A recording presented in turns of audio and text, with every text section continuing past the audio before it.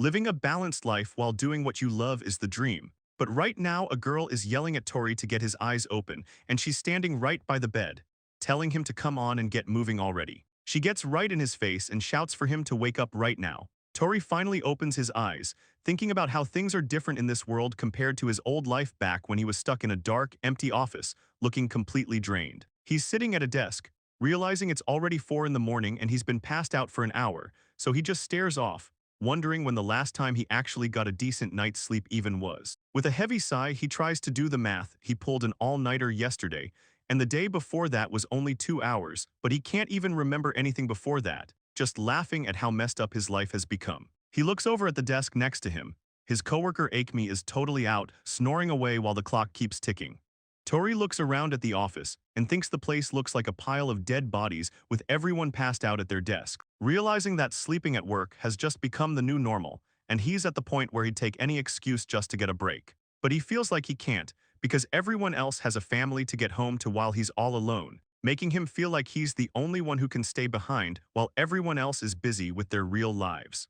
Looking at the energy drinks and the calendar, he tries to stay positive by telling himself this project is almost over and things will go back to normal soon. So he figures if he can just survive this one day, he can call in sick on Saturday and finally get some rest. He starts daydreaming about how warm and comfy his bed is going to feel once he's finally out of there, and starts making big plans for his time off, thinking about going out to get something actually delicious to eat.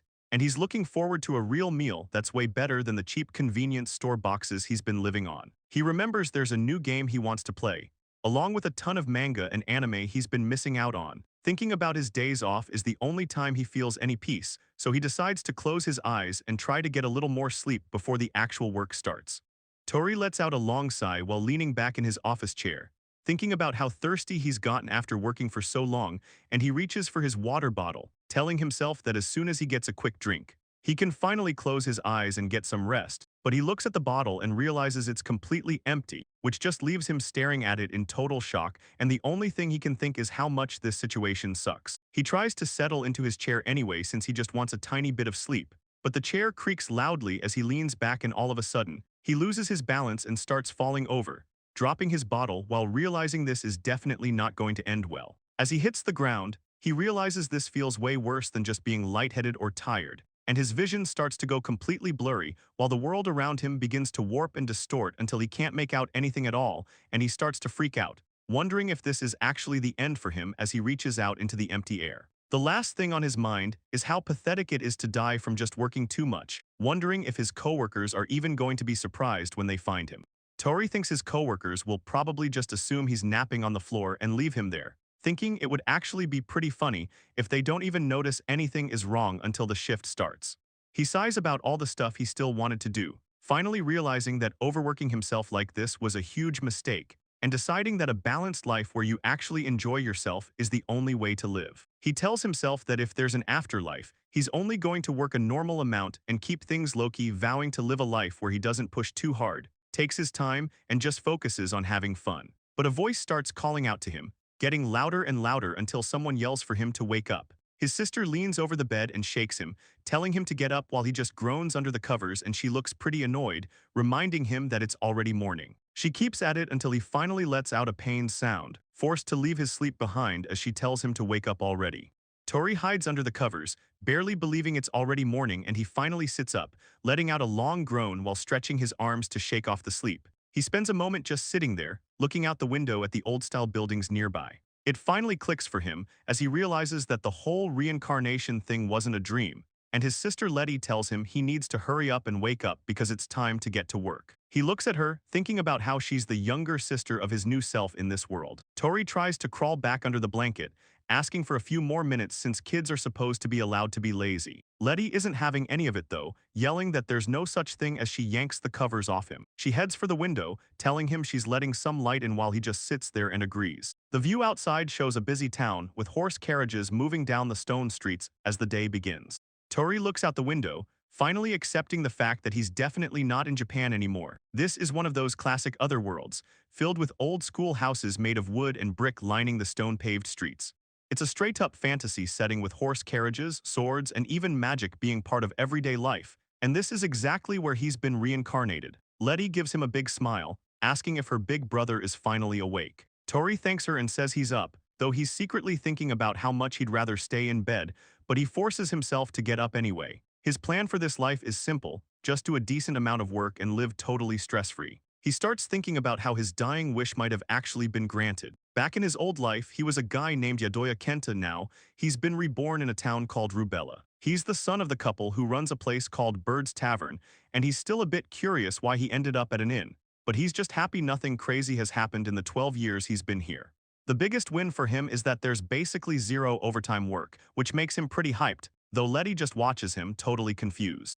Letty tells Tori to get dressed and come down as soon as he's awake, because if he stays up there, she and their mom are going to be swamped with work. Tori looks out at the town, thinking that a nice view isn't an excuse to be late. He knows his sister just gave him a real warning. He really wants to spend more time checking out the scenery since it's so cool, but he decides to hurry up so he doesn't get yelled at. Tori walks over to his dresser and pulls open a drawer to find something to wear for the day, and he manages to find some regular clothes, looking just like a standard set of gear from an RPG.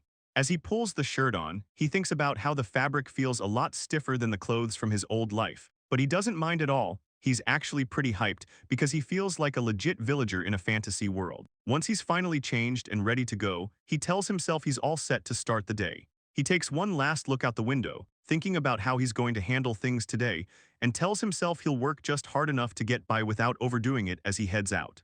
Tori finally makes his way down the stairs to the main floor where Shira immediately spots him and yells his name, telling him since he's finally awake he needs to get to the kitchen and help out right now. She basically kicks him out of the room while he stands there looking totally exhausted with his hair going every which way. So Shira tells him he's making a ridiculous face and that his bed hair is a disaster. Letty adds that he looks exactly like he did when he first rolled out of bed, which makes Tori ask if he really looks that bad. He gives up and says fine, since they're both ganging up on him, and Shira, who is Tori and Letty's mom, tells him he needs to go wash his face before he does anything else. She shouts one last reminder for him to get to the kitchen as soon as he's done washing up, leaving Tori to walk outside thinking about how he just got chased out of his own house. Inside, Shira asks Letty to wipe down another table, and she's more than happy to help out, while Tori realizes that Letty's bossy and impatient attitude definitely comes from their mom. He heads toward the well, telling himself he's got no time to waste and needs to get back to help before they get even more annoyed. He reaches the well and lets out a grunt as he begins the work of pulling up the water. Tori watches the bucket drop all the way down the well and thinks about how in most stories, guys in his spot would just build a water pump using knowledge from their old life. But he realizes a regular office worker like him doesn't actually know how any of that stuff works. He knows magic tools exist in this world that could do the job, but they're way too expensive for him to ever get his hands on. So he just keeps pulling the rope manually. Water splashes everywhere as he hauls the bucket up, and he thinks to himself that even though it's a total pain, doing this kind of work is actually pretty fun. He finishes up and heads into the kitchen where Abel, his dad, sees him and says he's glad he finally showed up. Tori gives a quick nod and says good morning while he ties a scarf around his head to get ready for work. Abel is the one who runs the place along with the rest of the family, and as he turns back to his tasks, he takes one look at Tori and asks if he even bothered to wash his face properly before coming into the kitchen. Tori defends himself and says he just finished washing up. He even points to his hair, showing him that his bangs are still wet from the well water. Abel notices Tori's glazed-over look and tells him he should try looking a bit more sharp even if he's tired, but Tori just replies that this is how his face always looks. Tori starts thinking about how it's weird that everyone else in the family looks so wide awake, while he's the only one who looks like he just crawled out of bed. He figures it's just bad luck since his mom and sister are basically models, and his dad is a cool-looking guy, leaving him as the only one with a totally blank expression. Tori stares at his dad while thinking he at least inherited the man's bangs, which makes Abel pretty uncomfortable. He eventually asks why the kid is staring so hard. Tori brushes it off and says it's nothing, so Abel moves on and points out they've got a massive pile of tomatoes and cabbage to deal with today. Abel explains that a local farmer just dropped the whole batch off, and Tori is actually pretty impressed by how fresh everything looks. The plan is to make some simple cabbage rolls boiled in tomato sauce, and Abel tells Tori to handle the veggie prep just like he usually does. Tori gives him a quick Roger and starts grabbing the ingredients. He's actually looking forward to the meal, especially since he's realized this world has a crazy mix of normal stuff from his old life and weird new things he's never seen before. Between the super healthy monster meat and all these fresh veggies, he thinks the food selection here might actually be better than what he had back in Japan. Tori looks at a carrot while thinking about how it's perfect for making some vegetable soup, The thought of cabbage rolls makes him wonder when the last time he actually cooked back in his old life was. He stands in his old kitchen as a salaryman, but he honestly can't even remember the last meal he made, mostly because back then, he only ever cooked to escape the stress when things went south at the office. He used to just go through the motions of mixing, shaping, and simmering everything slowly until the food was finally done. Back in the present, Tori has a tiny smile on his face while he works, and he realizes he's always had a thing for these kinds of simple, boring kitchen chores. Abel watches him fly through the prep work and says he doesn't usually see this much enthusiasm from the kid. The dad laughs and says they're going to be eating breakfast early, which totally panics Shira and Letty. They yell that they aren't even close to being ready. The two of them start rushing around while Tori just watches, thinking they're both as hyper and rushed as always. Tori thinks to himself that a simple life like this is actually pretty great. And just then Letty leans over the counter to ask her big brother how many more minutes until the food is ready. He stops to think about it for a second, telling her it'll be 5 minutes, but he jokes that he wouldn't mind taking another 30 if she needs more time. Abel loses it and tells him not to do that, so Tori just plays it off as a joke. Letty yells at him for teasing her while the food is finally served, a nice spread of soup and bread. Tori thinks that working just the right amount is the way to go, and he realizes that just doing the things you actually enjoy is really the best way to live. The piece doesn't last long because Tori hears footsteps and realizes it's already time for the customers to start coming downstairs for breakfast. Abel calls out from the kitchen, telling Tori to help out with the guests as soon as he's finished with the plates. Tori agrees and looks over as someone starts walking down the wooden steps, leading to Mikhail showing up with a huge smile, calling out to Tori and saying it's another beautiful morning. The guy asks how he's doing, and while Abel thinks the dude is way too bright and sparkling, Tori just wonders what's up with him.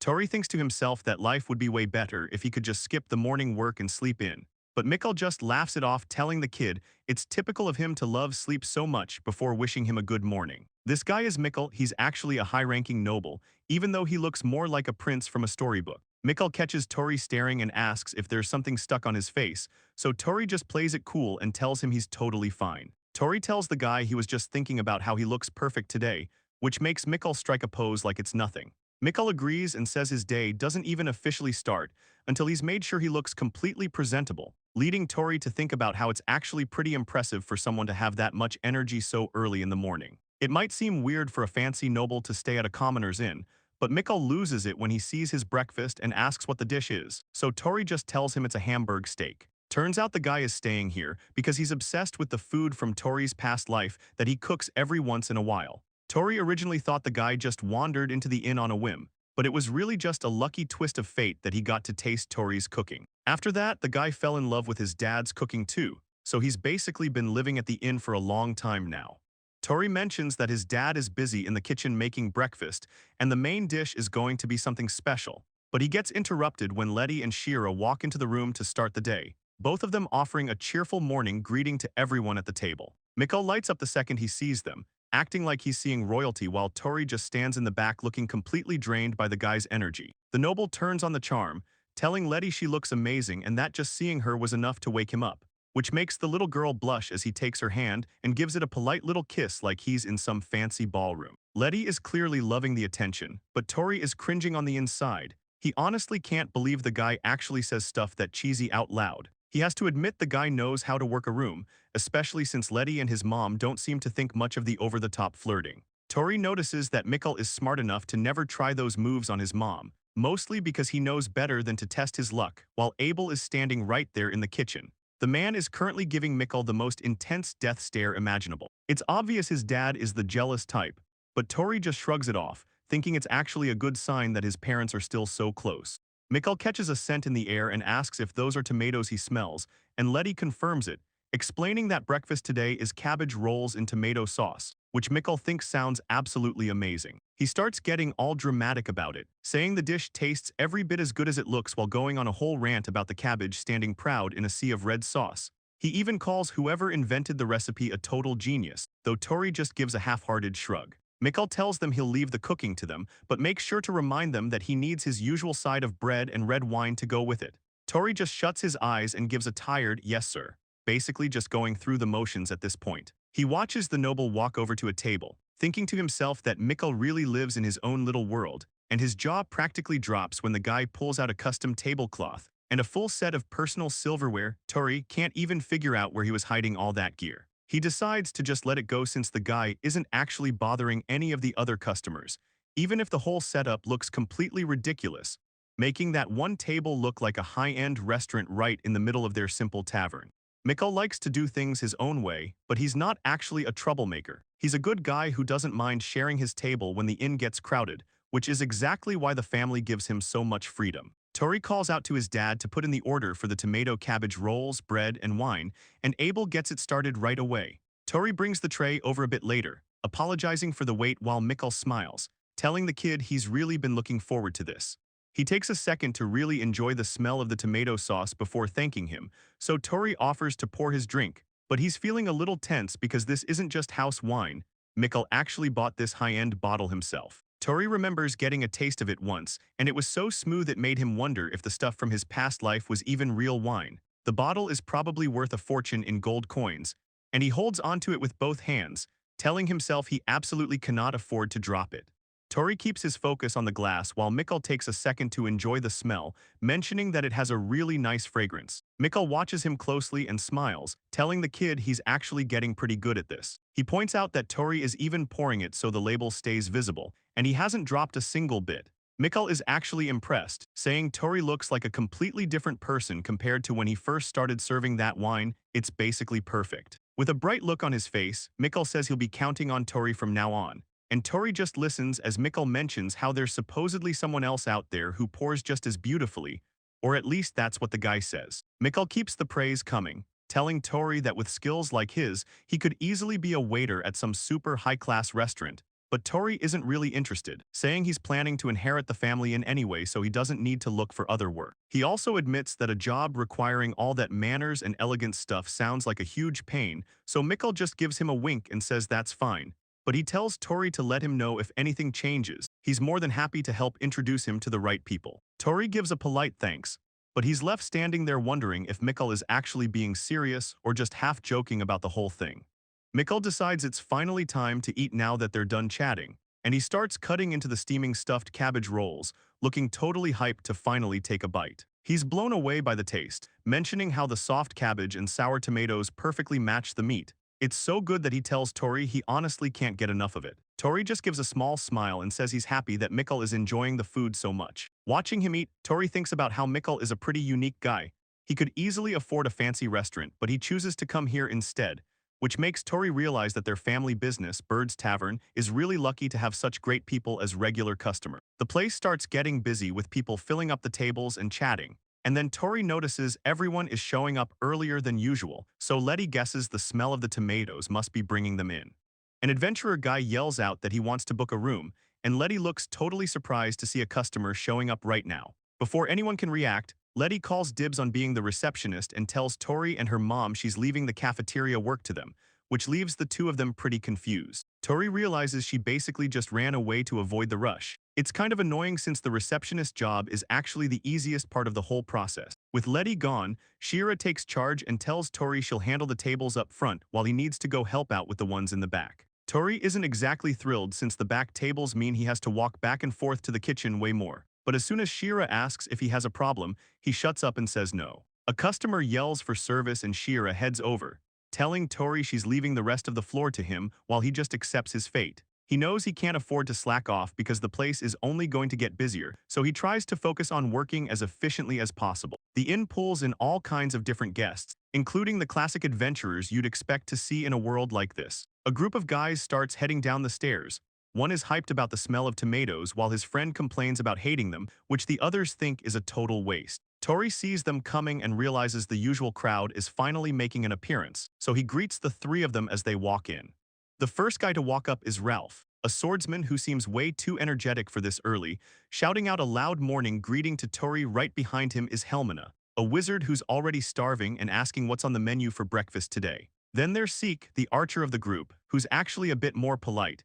He says good morning and apologizes for his friends being so loud since they woke up. Tori just takes it in stride, letting them know that the morning special is cabbage rolls in tomato sauce with a side of bread. He tells Seek not to worry about it since they're always rowdy anyway, which earns a laugh from another customer who thinks Tori is being a little savage, The truth is that Ralph, Helmina, and Seek have been tight since they lived in the same village together, and they've basically made this in their home base, sticking together as a solid trio through everything.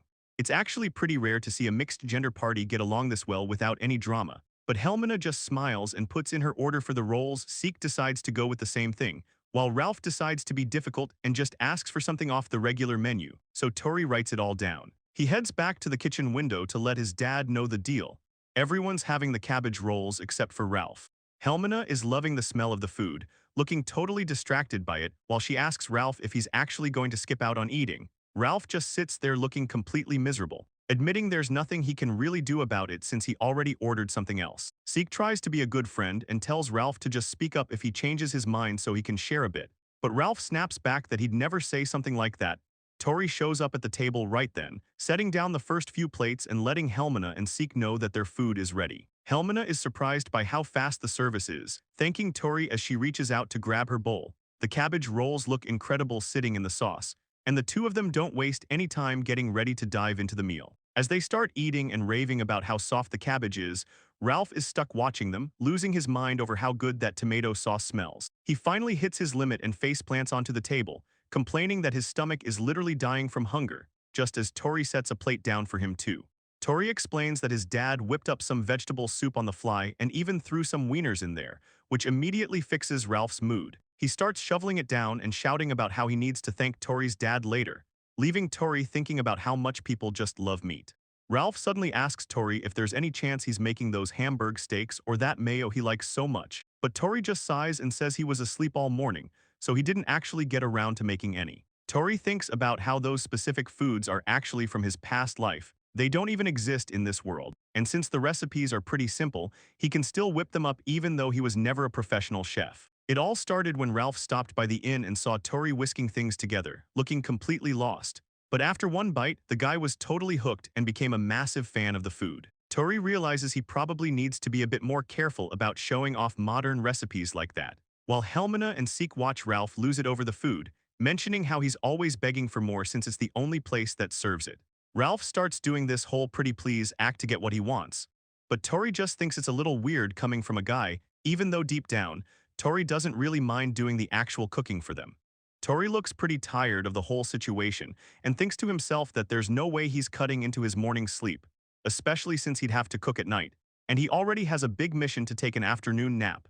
So, he gives them a thumbs up and promises he'll just make the food for them next time instead. Ralph's face completely lights up as he asks if Tori is actually serious about the offer, yelling at him not to forget the promise, while Tori just gives a casual nod as Helmina watches them. Helmina and Seek start guessing how long it'll actually take, figuring it might be a month given how Tori is.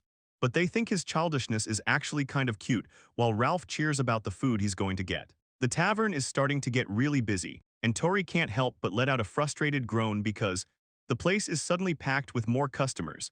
So he realizes he's got to move a lot faster, just as people start shouting for more beer while the staff rushes to keep up with the rush. A dwarf at one of the tables starts making a scene, yelling at the top of his lungs for someone to bring him some heavy ale right now. He shouts over at Tori to make it quick because he's dying of thirst, so Tori just nods and tells him he'll get it ready immediately. Tori looks him over, noticing the short, thick build and that massive beard. He's basically a textbook fantasy dwarf come to life. He starts thinking about how even though his family and guys like Mikhail or Ralph are just regular humans, this world is actually full of all sorts of different people, like dwarves and elves who all live together. Even though he was a bit on edge around them when he first arrived, he's realized they're not that different from humans after all. The dwarf starts losing his patience and screams for him to hurry up, which sends Tori into a bit of a panic as he rushes to help. A woman sitting nearby calls the dwarf out, telling him he's being ridiculous and asking if he really has to drink like this right now. The dwarf snaps back with a nasty insult about her attitude, but she stays cool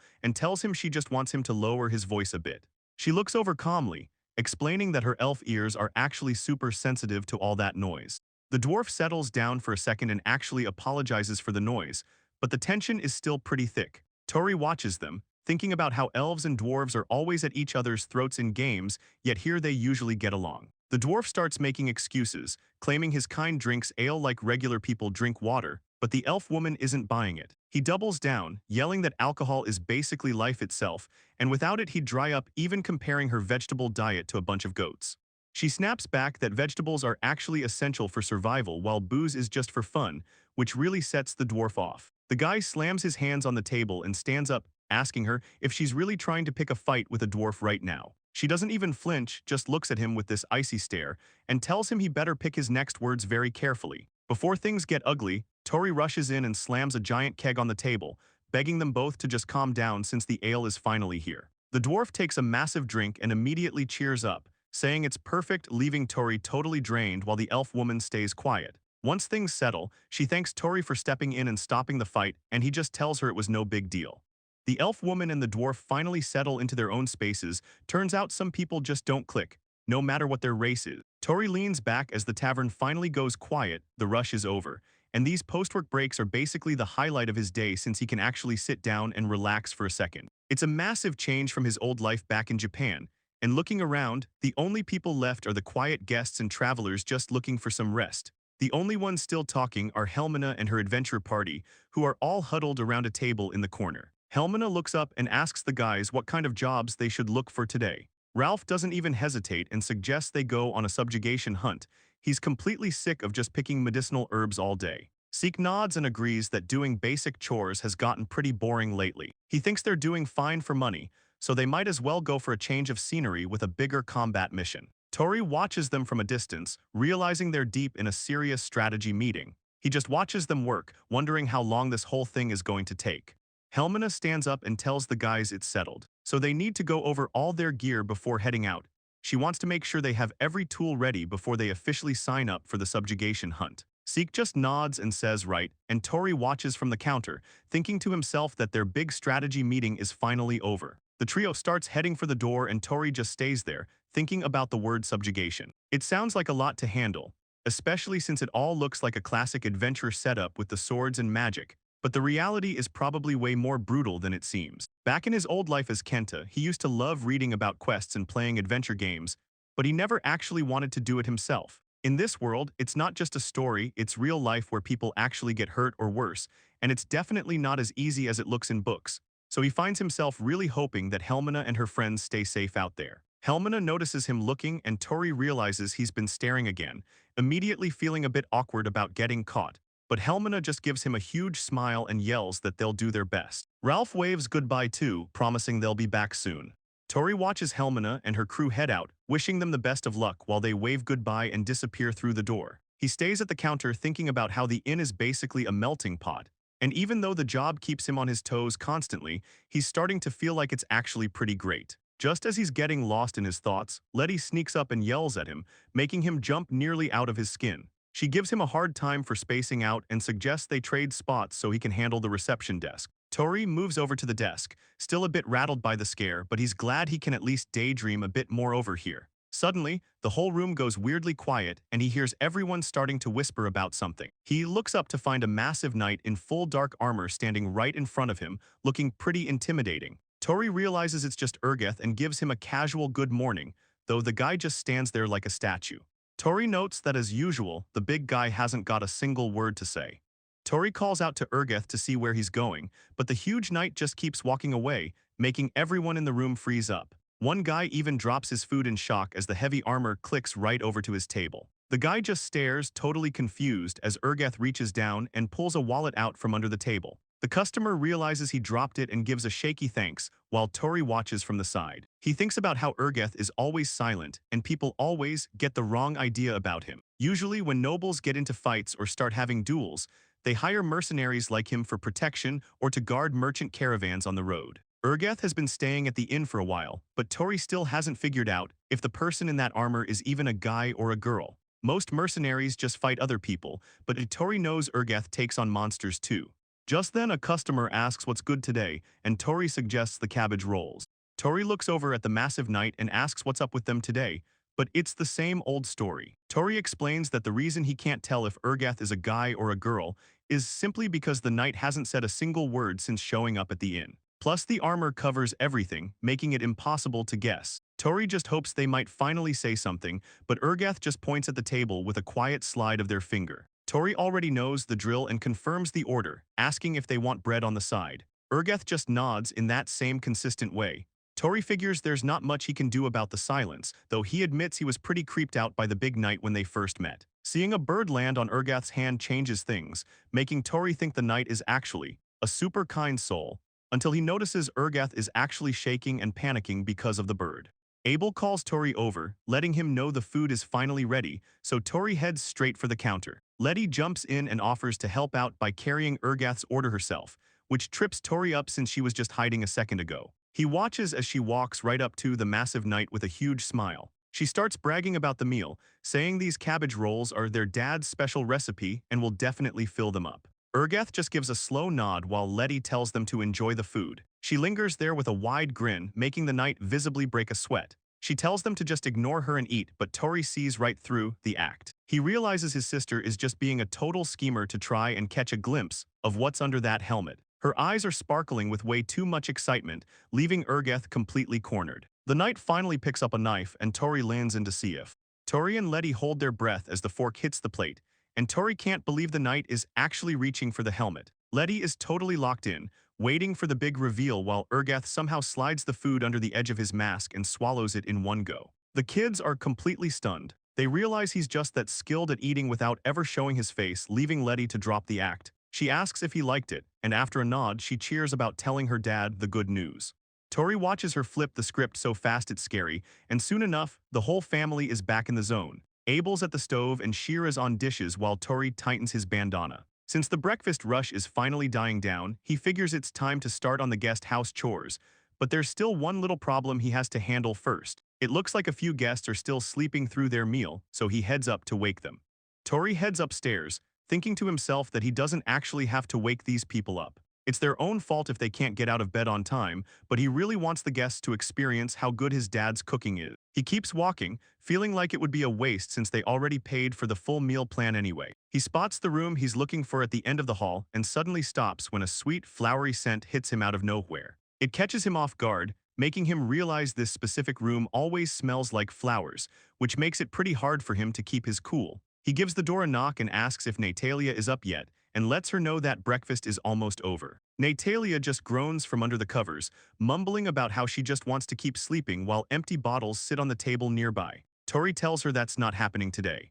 He reminds her she did the exact same thing yesterday and ended up missing her food, but all he gets back is another tired groan, so he decides to just let himself in. He gives a quick heads up before opening the door and stepping inside, where Natalia is still lounging in bed, looking completely out of it as she lazily greets him.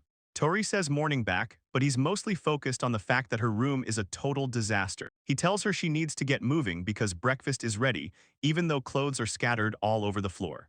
Tori looks around the room and can't believe how messy the floor is, while Natalia groans from under the sheets about wanting to sleep more. She lets out a huge yawn and mentions she just got back from the brothel, which explains why she's so exhausted. Her name is Natalia. She works as a courtesan, spending her nights out on the job. Unlike most people, her day starts when the sun goes down, so she tells Tori she's heading out and he just wishes her luck. She usually makes it back to the tavern right as the sun is coming up, calling out that she's home while Tori welcomes her back. Tori tries to be the voice of reason, telling her that even if she works nights, she's got to eat right because health is everything. Natalia finally gives in with a sigh and says she'll get up, making Tori feel pretty good about her finally listening, but then he completely loses it. He covers his eyes and shouts, asking her why she isn't wearing any pajamas. She just yawns again and says she can't sleep with clothes on, but Tori tells her she's covering the wrong thing and needs to wrap up. Even though he's trying to be annoyed, he can't help but think her figure is exactly what every guy dreams of.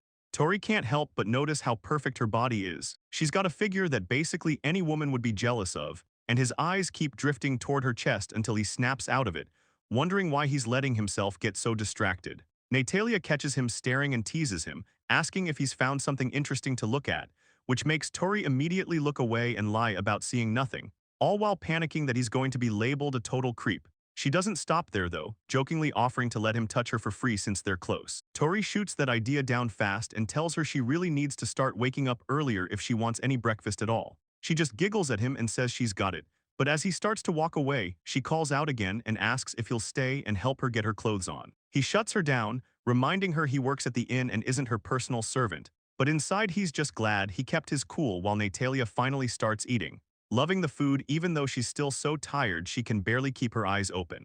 Tori notices Natalia looks like she hasn't slept a wink, but she just yawns and says teasing him actually helped wake her up.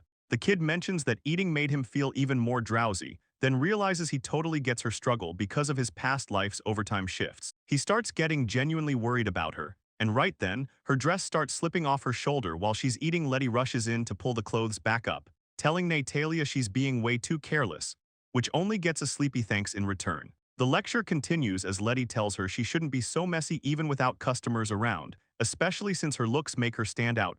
Tori just takes a deep breath, feeling way safer now that Letty is there to handle things. Just then, Shira calls out to both of them and says it's time to get moving on the room cleaning. So Letty gives a super energetic response, while Tori stands there looking like he's already exhausted just thinking about it. Since it's mid-morning, most of the guests have headed out for the day, making it the best time to get the work done. Shira tells the group that she and Letty are taking the second floor, leaving Tori to handle the third floor all by himself again.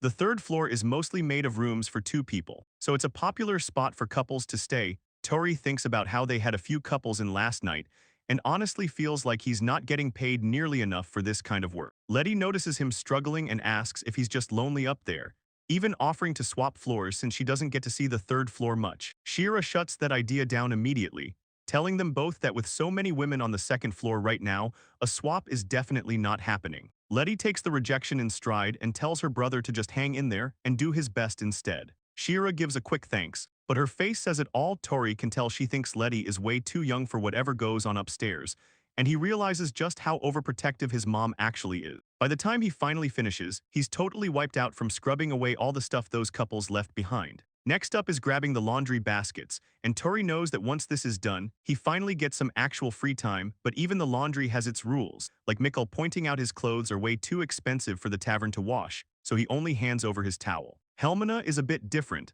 telling him she's too shy about her underwear to let anyone else touch it, so she'll be washing those pieces herself. Natalia drops off her stuff and tells Tori she's handing everything over to him for now, so he heads out and calls for his mom, who's already busy out by the laundry area. Tori lets her know he's got all the baskets collected, and Shira thanks him, saying she'll handle the rest, telling both the kids they did a great job and should go take a break. Letty's all for it, and Tori is more than happy to step away from the work. He watches her smile and thinks about how she might be strict sometimes, but she's actually really kind to them, especially compared to his old office job where they never let anyone rest, which is a memory he'd rather just forget forever. He tells that dark thought to burn in hell since his break is too short to waste, just as Letty asks him what he's gonna do, and he just gives her a blank look and says he's taking a nap. Letty just looks at him like she can't believe he's being serious, asking if he didn't get enough sleep this morning, but Tori just stretches and says he definitely needs more. Letty just stands there looking pretty annoyed that she's getting blown off, and Tori finally realizes she actually wanted to play, but he's too focused on his nap. She doesn't let it get to her though, saying she'll just head over to visit Ira instead, telling him to take care as she leaves, while Tori thinks about how great it is to have a sister who gets it. He lets out a massive yawn and decides it's definitely time to go hide in his room and catch some rays, climbing the stairs and figuring if things get crazy downstairs, his mom or Letty will just come get him. He finally makes it to his room, cracks the door open, and just faceplants right onto the bed, feeling all the morning's work stress just melt away the second his head hits that soft mattress. To him, a real break is something everyone should have, especially since jobs that overwork people are just straight-up toxic, staring at the ceiling, and remembering that humans aren't meant for that kind of stress, since it's what ended his last life. Tori lies back on his bed, thinking about how working in moderation is the absolute best way to live. To him, being able to actually rest while having a job is the most important thing. He lets out a soft sigh as he starts to drift off, feeling completely blissful as his eyes finally close for a nap. But the peace doesn't last long because Letty storms in, yelling at him to wake up before landing a loud slap right on his face. Tori looks up dazed with a red handprint on his cheek, barely able to process that it's his sister standing there. She isn't having any of his excuses, leading him down the stairs while explaining that lunch is going to be packed and he needs to help.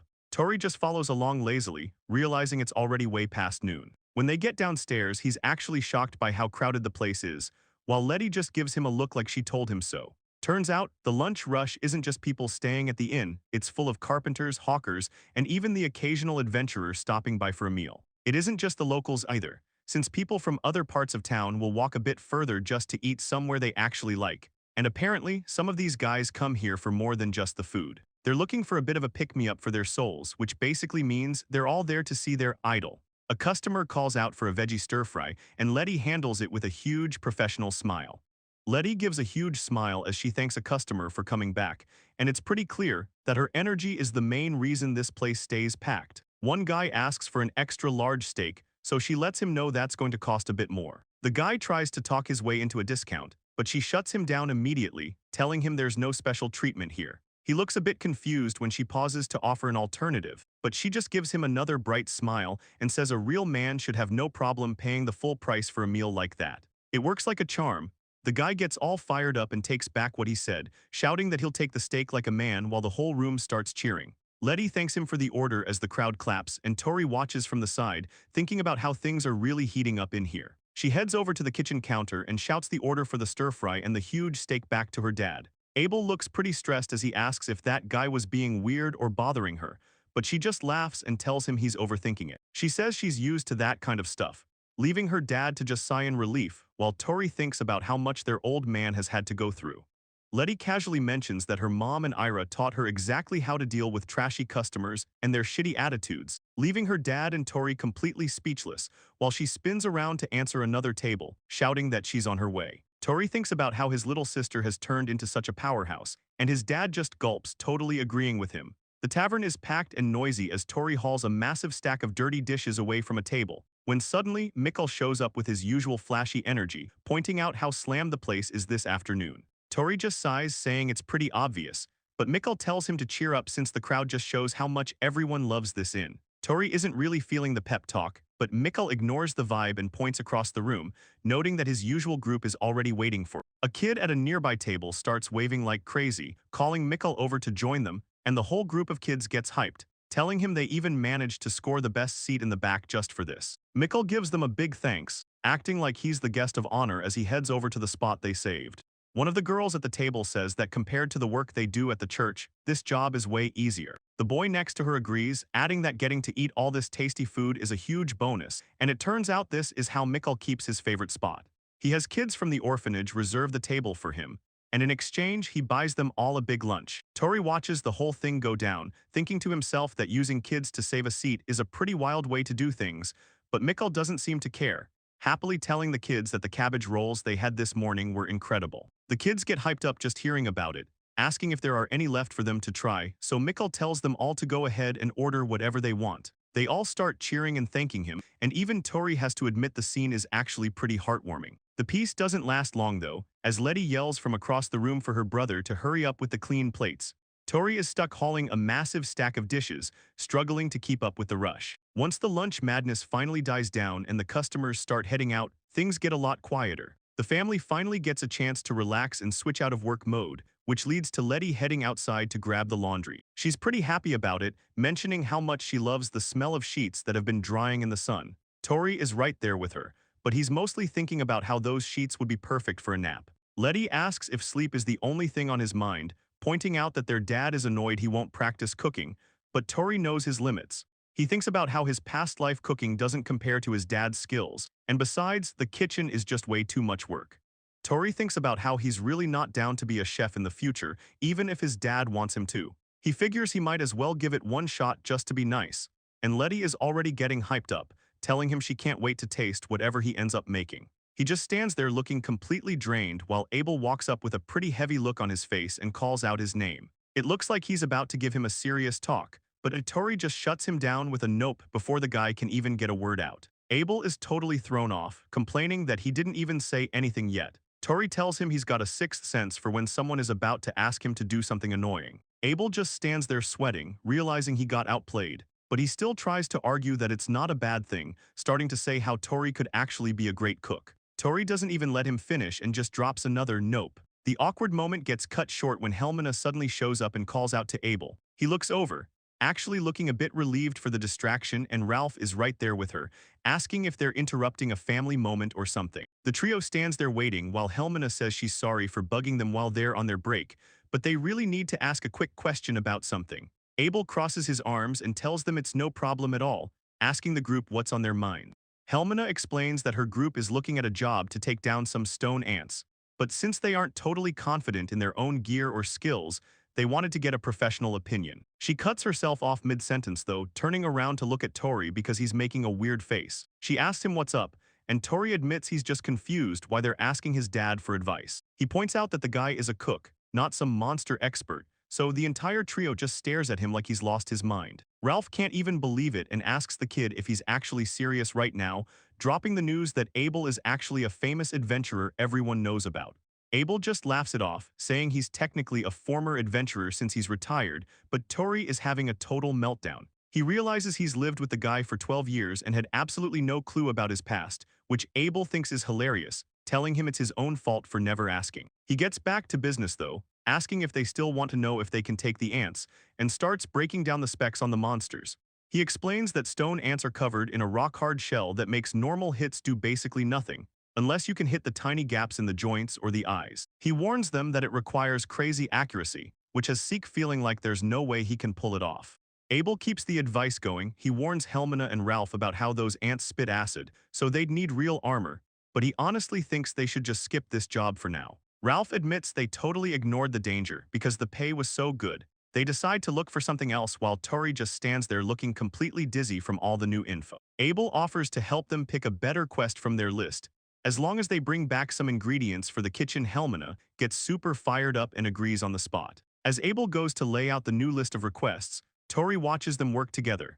He can't tell if Helmina is just being polite or if her trust in his dad is actually that deep. Tori gets a weird vibe from how everything is playing out, especially when Helmina thanks Abel and Ralph announces they're heading off to hunt some eggplant monsters instead. Abel reminds them to pack some herbicides before they leave. Helmina says she's on it and rounds up the guys. The trio heads out with a lot more confidence than they had before. The door slams shut as the group finally leaves the tavern. Tori waits a second before calling out to his dad because there's something he really needs to know.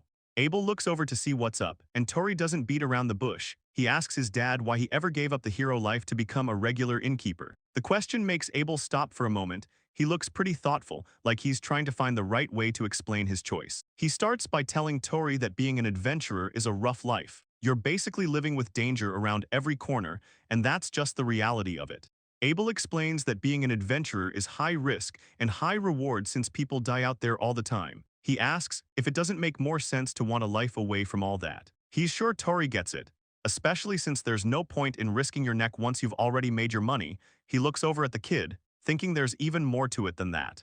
With a big smile, Abel mentions he's been at the cooking game for a long time. He just really loved seeing a certain someone enjoying the food he made. Tori says he sees the point, but he's still curious about one thing. He asks why they chose to run an inn specifically instead of just opening a restaurant. Abel explains that for a guy who used to live on the road as an adventurer, an inn always felt like a second home. As he wipes down the counter, Abel says the people who end up here usually have nowhere else to go, so he wanted to create a spot they could always come back to. Abel lets out a laugh and admits that's probably the biggest reason for him.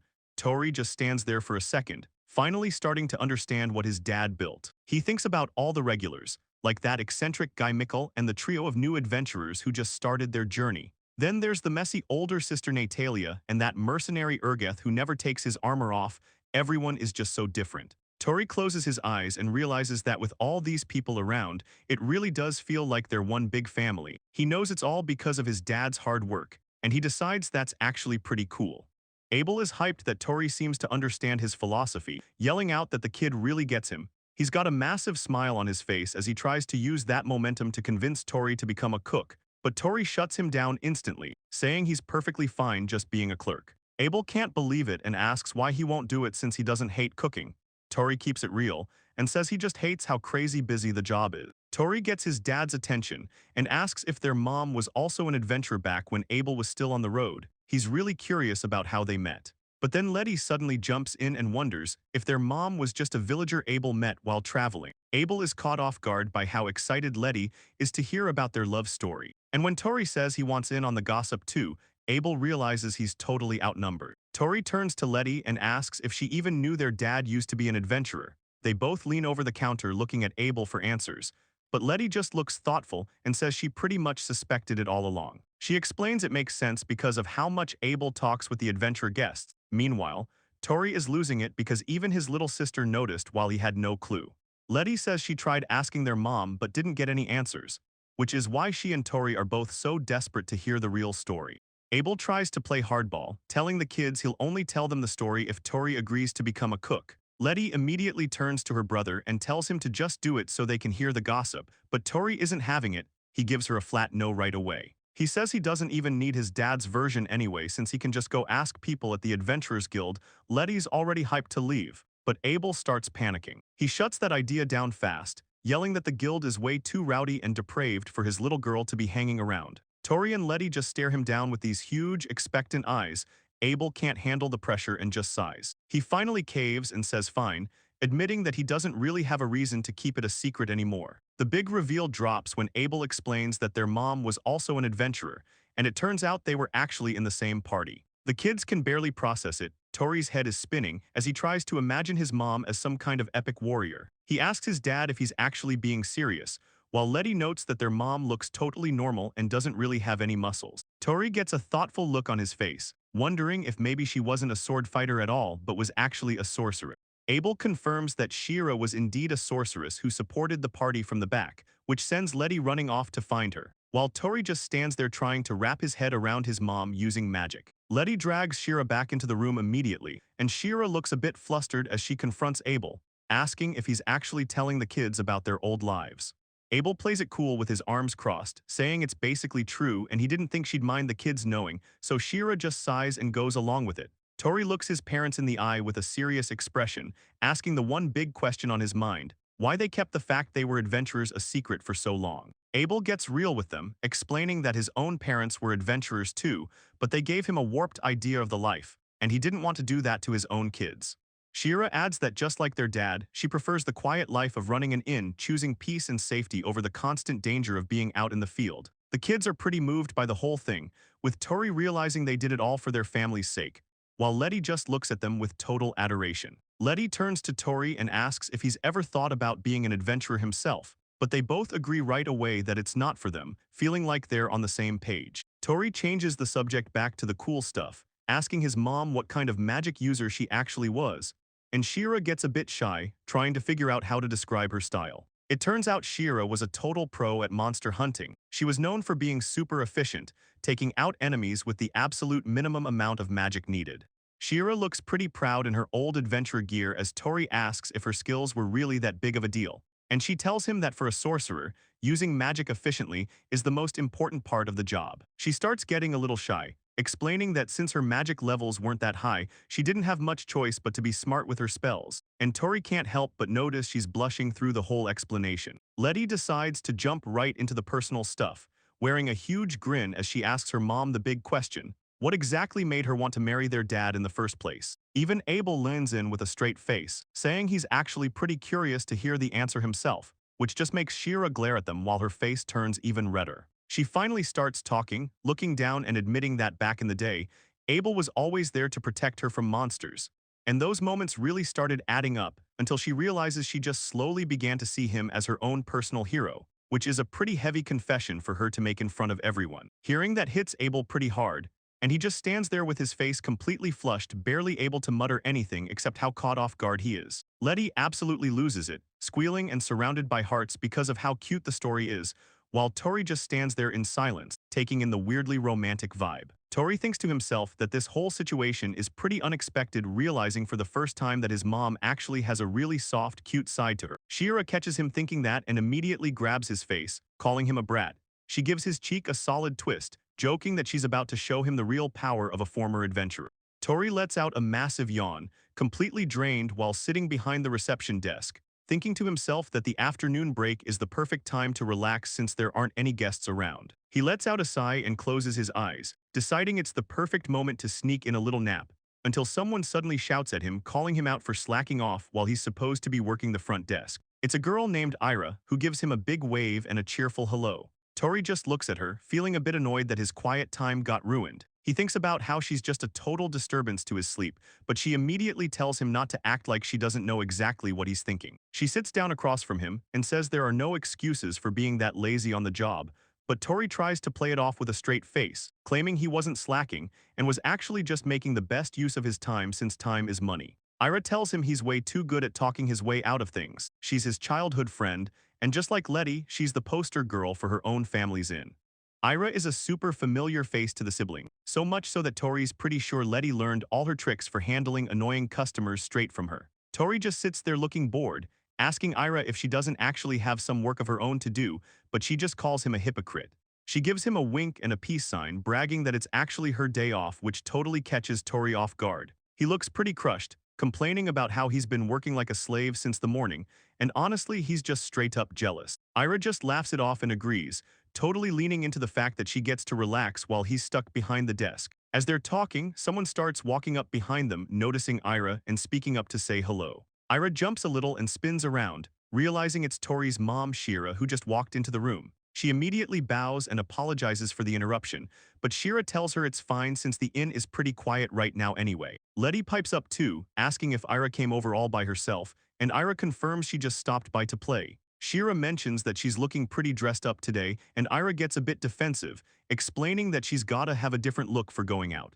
Tori finally puts the pieces together, remembering that Letty went over to Ira's place earlier that morning to hang out, so it makes total sense that Ira was just trying to have a lazy day for once. He decides to just ignore what he heard and act like nothing happened, but right then a door creaks and a new guy walks into the tavern, asking how much it costs to stay for a single night. Tori snaps out of his thoughts, realizing he's got a customer to handle, so he slides right behind the front desk to greet the guy properly. He gives the traveler a quick welcome while the guy walks up to the counter, and Tori lets him know that a single room with breakfast included will run him 1,500 merrill. The traveler doesn't even blink, just saying that's fine as the whole money system in this world basically runs on coins.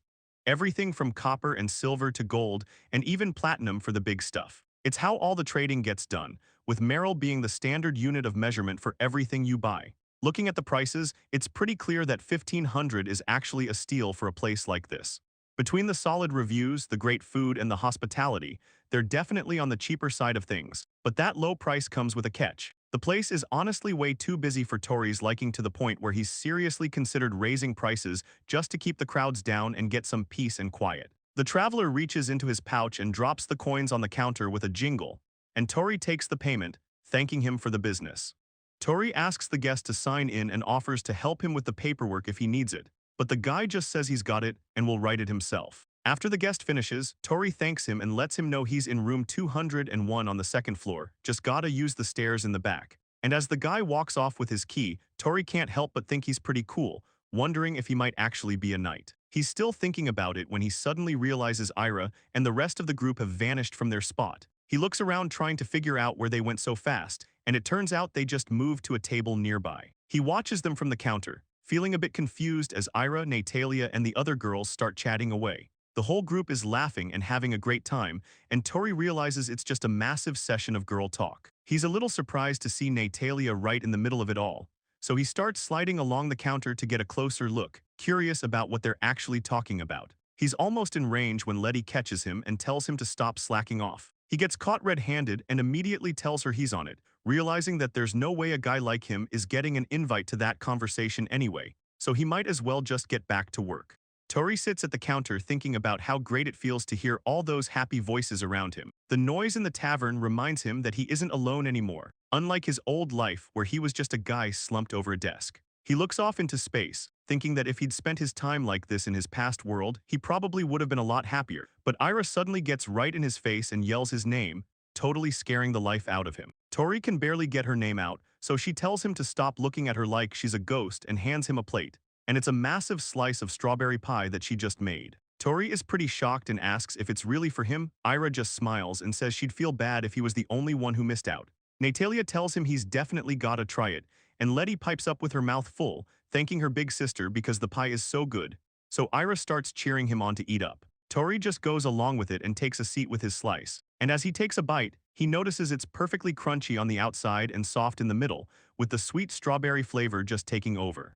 Tori takes a bite and realizes the pie is actually delicious, so he makes sure to thank Ira for the food. Ira tells him it's no big deal and says she's just really glad he liked it, and Tori admits that even though he's not a fan of sweet stuff, this pie totally won him over. Ira is completely shocked that he finished the whole thing that fast. She mentions she was even planning on grabbing a cup of juice from his dad before he cleared the plate, but Tori thinks that sounds like a great plan, and mentions how it's just like her to treat everyone like a regular customer. Ira says she had a slice ready for Abel anyway, so she figured she'd just bring both, and starts saying it wasn't much trouble, but Letty asks her what's wrong while Shira just watches the two of them with a calm smile. Tori ends up passing out on a stool right after eating. The others joke about him having a childlike side, but agree that sleeping is just his way of life. As he rests, Tori thinks about how he hopes this simple and quiet lifestyle never changes, and after waking up feeling great, he sees his mom is covering the reception desk, so he decides to head out for a walk.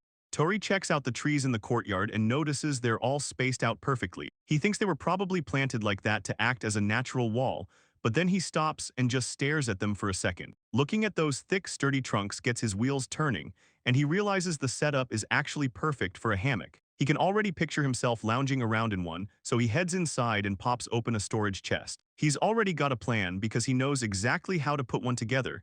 It's a trick he picked up in his past life. He remembers the storeroom has plenty of rope, and thinks back to how a friend in his old life had a hammock that totally blew him away. He ended up making one himself back then, and since the materials are so basic, he's sure he can do it again. All he really needs is some rope and a good piece of cloth. That's the whole secret.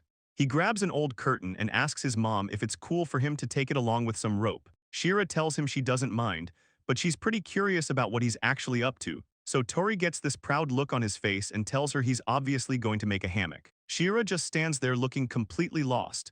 She's never heard of a hammock before and can't even wrap her head around the word.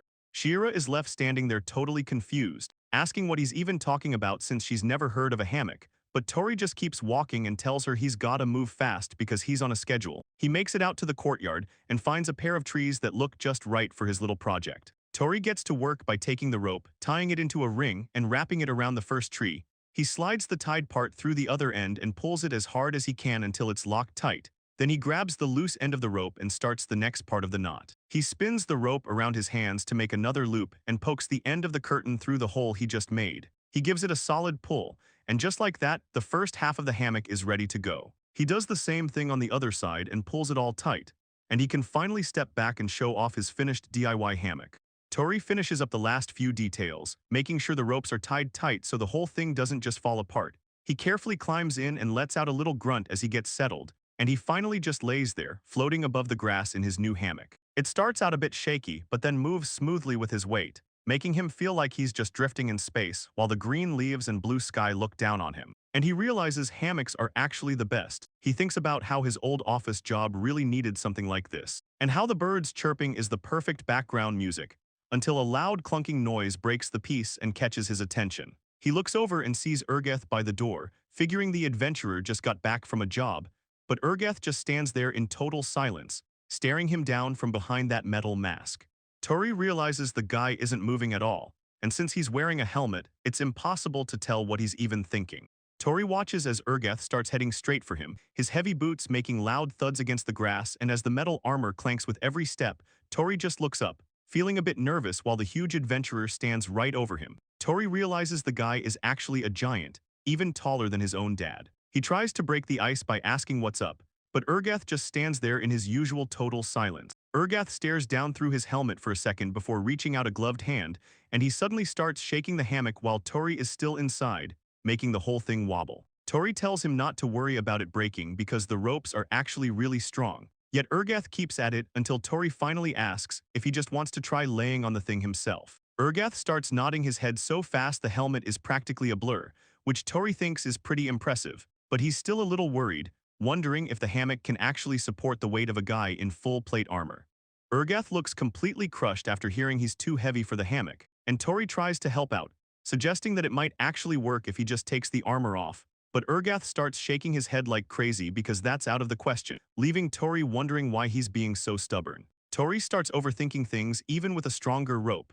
A guy that heavy would probably just end up wrecking the tree. He looks over to see Urgeth moping around like his world just ended, but then Tori gets a better idea and asks if Urgeth takes the armor off in his room, suggesting they just build a hammock for him there. He points out that the wall hooks in the rooms are definitely strong enough to hold him up, so Urgeth starts practically glowing with excitement. He's totally silent as usual, but the vibe is impossible to miss. Tori gives a little laugh and says the plan is officially decided, and as he settles back into his own spot, he realizes he can tell how hyped the giant is even through all that metal.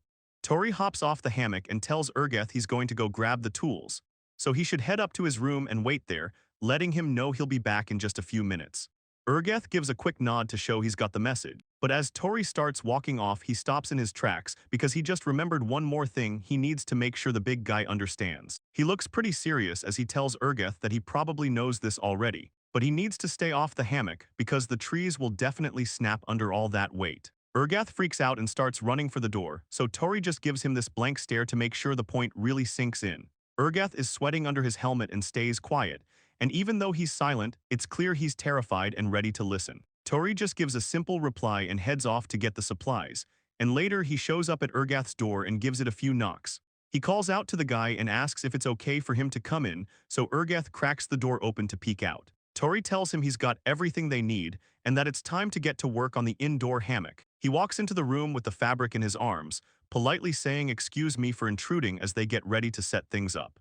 Urgath stands in the middle of his room as Tori steps inside. Looking around, Tori realizes that even though they've known each other a bit, he's never actually been in here. The place looks pretty simple at first, but he spots a few things that definitely fit a mercenary, along with some surprisingly cute stuff like flowers and accessories scattered around. Tori immediately feels bad for looking around so much and tells himself he needs to stop snooping, since Urgath seems super excited to get things moving. Tori takes a second to look at the layout and suggests using the hooks on the right side of the wall and the curtain rods above the window for the hammock. He points out that the heavy dresser is totally in the way, but as he's explaining the problem, Urgath just reaches down and hauls the entire heavy piece of furniture into the air. Tori loses it, reminding him that the thing is full and he can't believe he just walked with it. He tells him it's a good spot, but asks him to move it just a little more to the right.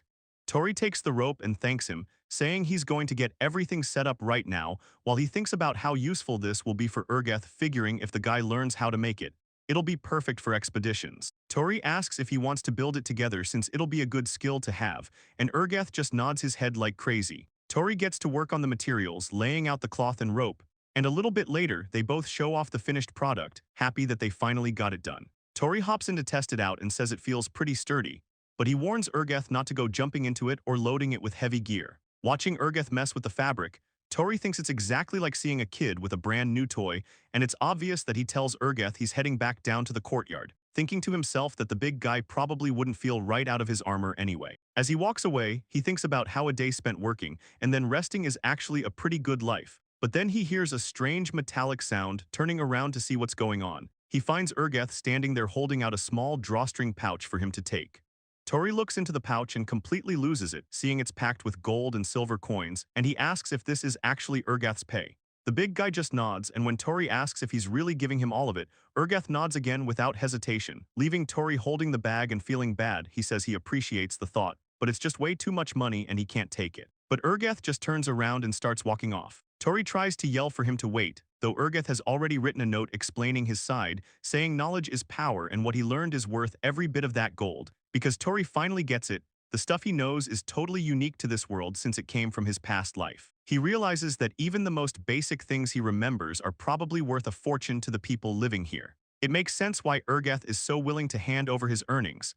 To a guy like him, that kind of info is worth more than any pile of gold. Still, Tori can't help but feel like a normal guy who doesn't deserve this kind of crazy payday, and he just stares off to the side, thinking to himself that he really shouldn't be taking this much. Tori tries to be fair and suggests they just stick to 3 silver coins for the materials and labor. He even mentions that this small amount feels like plenty to him. He thanks Urgath, explaining that he'd actually lose sleep over feeling guilty if he took anything more than what's reasonable. But the big guy isn't having it and tries to shove the bag back toward him. Tori thinks the 3 coins are good enough, so he's surprised when Urgath keeps pushing for more, and he realizes just how stubborn Urgath can be. He has to stop and think for a second to find a way out of this, eventually coming up with a compromise. He tells Urgath that instead of extra money, he can just pay him back by showing the hammock to everyone else, and he waits to see if the knight is cool with that idea. Urgath stands there for a moment, then he gives a solid nod and grips the coin bag tight. It looks like the deal is finally settled,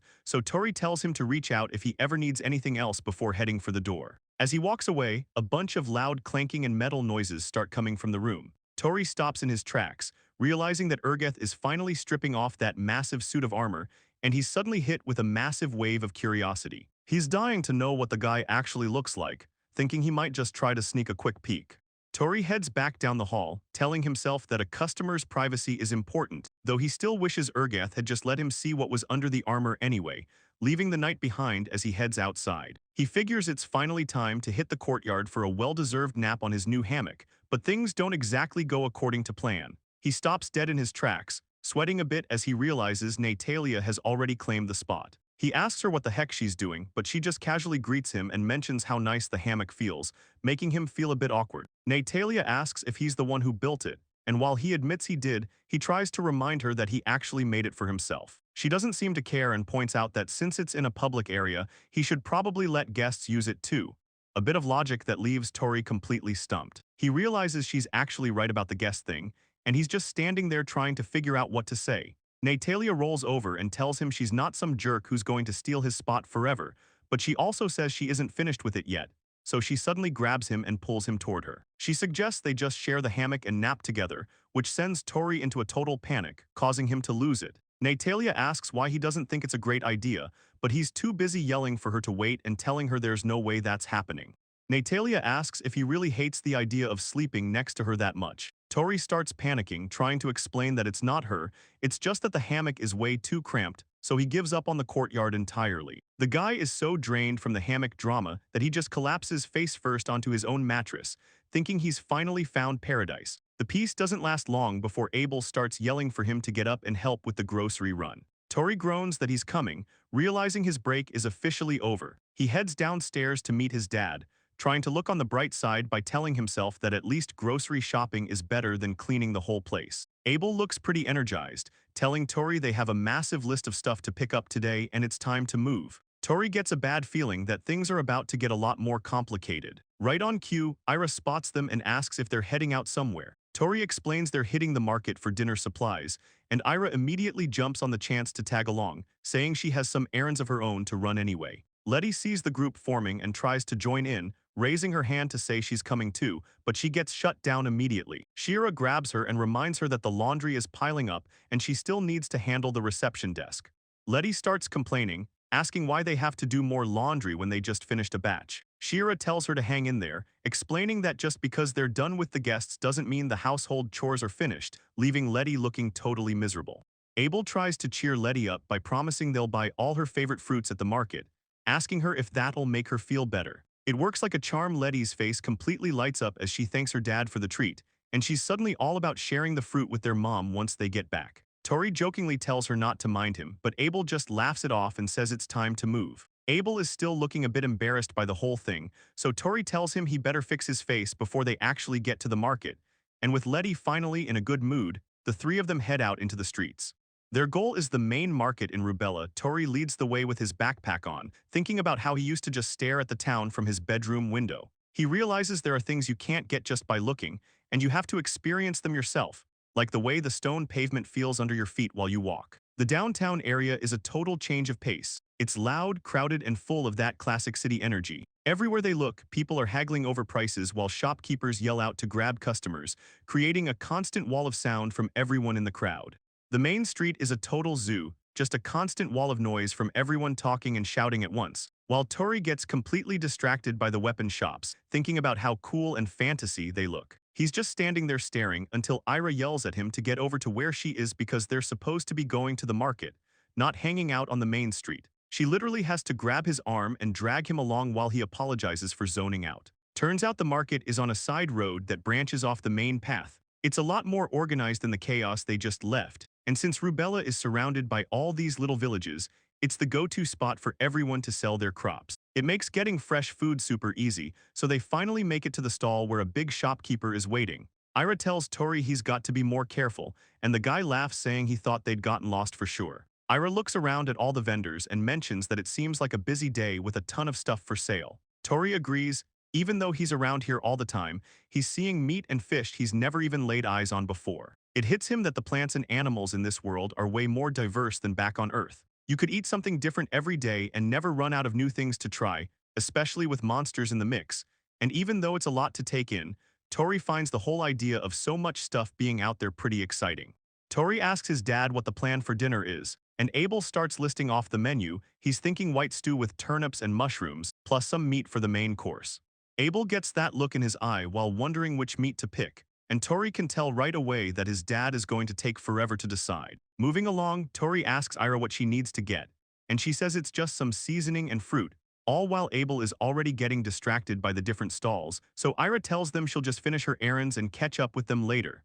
So Abel decides he and Tori should hit the butcher shop first. The butcher stall is right in the middle of all the noise and chatter of the market, and the bald butcher with the big mustache spots them immediately, shouting out a loud welcome as they walk up. Abel asks him what's fresh today, but the guy just laughs and calls him a fool because everything he sells is fresh. He shows off a massive slab of meat, telling them it's the good stuff, black buffalo and eggfang, which has Tori pretty excited to see real monster meat in person. Tori didn't really expect to run into monster meat today, but Ira thinks it looks beautiful and can't wait to try it. Turns out black buffalo is a type of monster with muscles way tougher than a normal buffalo, and even though it's expensive, people love it because the meat is so juicy. Tori looks at the options and realizes he doesn't know the first thing about eggfang meat, other than it being some kind of pork he's never tasted, while Abel just stands there completely frozen, unable to pick between the two, so Tori decides to step in and give him a little push. He tells his dad that if it were up to him, he'd go with the eggfang since it's something totally new for him, and Abel realizes he's right, remembering that Tori has never actually had a chance to try that kind of meat before. Tori confirms he's never had it, though he secretly thinks to himself about how he used to eat regular wild boar back in his old world. But Ira speaks up and mentions that her family's inn usually serves dishes made with black buffalo anyway. So Abel decides that's the clincher. Since they can get buffalo anytime at the inn, they should definitely grab the eggfang for dinner. Tori is pretty stoked about the plan while Abel claps his hands and tells the butcher they'll take the eggfang, prompting the big guy to yell for his assistant. The butcher tells a kid named Carlo to get the meat prepped, and the boy peeks out from behind the curtain saying he's on it. Carlo is surprised to see them both there, but Tori explains he's just helping his dad out while Ira mentions she's finishing up some errands of her own. Carlo looks over at his friends and mentions how he can see they're both working hard today, grinning as he tells them how admirable that is, though Tori just points out that Carlo is doing the exact same thing. Tori explains that Carlo is the son of the butcher, Carnes, and since he's about the same age as him and Ira, they all get along naturally since his family are such regulars at the butcher's shop, leading Tori to ask if they're using eggfang meat today, which Carlo confirms by saying it's usually for stews and steaks. Carlo gets a dreamy look while talking about how the meat leaves a huge impression and works perfectly for both dishes, making Tori admit that the sales pitch is really working. And while Ira agrees, Carlo just laughs and tells them they won't be disappointed. Suddenly, the butcher yells for Carlo to stop chatting and actually cut the meat, so the kid quickly apologizes to Abel for the wait. Carlo says he has to get to work but promises to talk more later, while Tori tells him it's no big deal and sorry for the distraction. Carlo reaches down and grabs his knife, ready to get started on the meat for them. Carlo moves the knife with total precision, the meat gets sliced perfectly in one smooth motion, and Tori can't even look away. Usually Carlo is a pretty laid-back guy, but when he's working at the stall, he's in the zone, and Tori points out just how serious his friend gets about butchering. Ira agrees, watching as Carlo stays focused, making Tori think back to his old office job. He remembers a junior coworker who had that same look in his eyes, though back then, that guy would get so hyped after learning something new. Seeing Carlo's bright, determined expression right now brings back a lot of memories. Tori realizes he's always had a bit of a soft spot for people who actually enjoy what they do, leading Ira to suggest that Tori should try looking a bit more sharp while he's working at the inn. Tori just gives her a blank look, so he reminds her that his goal in this life is to work as lazily as possible. Ira can't believe how stubborn he is about being a slacker, but they eventually wrap things up at the butcher's stall. Carlo and his dad wave them off as the group heads back out into the crowd, and Abel tells the kids that the next stop on the list is for veggies and mushrooms. Tori gives a quick shout back, ready to keep moving.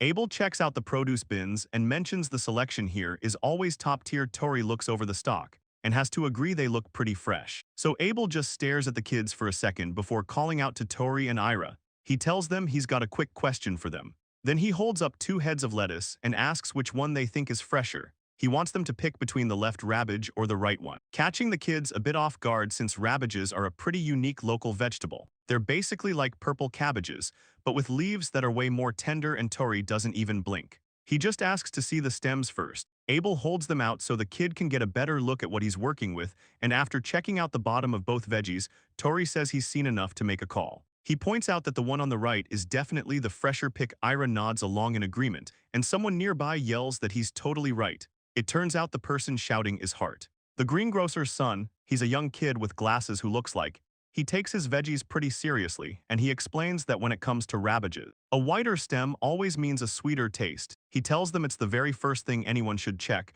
but he doesn't stop there. Getting right in Tori's face to explain how curling leaves and black spots mean it's going bad, Tori just tries to keep up while the kid keeps rambling. Tori introduces Hart, the grocer's son who's about his age and apparently an expert. The kid is already lecturing them about how the stems are super perishable and shouldn't be touched. So Tori just stands there thinking he totally gets it, while a text box points out how obsessed with produce Hart actually is. Abel looks a little sidelined and mentions that everything he wanted to teach has already been said. Hart realizes he overstepped and quickly apologizes to him. It turns out these market trips are usually a quiz for Tori. While he carries the bags, Abel normally tests his skills on how to pick out the best meat, fish, and veggies, but Abel tries to keep the lesson going by pointing at some turnips and asking how to spot the fresh one. Tori barely gets a word out before Hart jumps back in and shouts that the skin needs to be glossy and crack-free. He's totally losing it, yelling about how small leaves mean they're tender and tasty. Abel just sighs and says it was a perfect answer. Even though he really wanted the other two to try, Hart immediately realizes he did it again and starts apologizing. But he explains that answering veggie questions is basically a reflex he can't control. Tori just watches him and thinks the guy has it kind of rough. Abel mentions that Hart probably has his parents to thank for knowing so much. Hart gets excited and says they've been drilling this stuff into him since he was tiny. And Tori decides that if the kid was raised like that from day one, you really can't blame him for being such a nerd about it.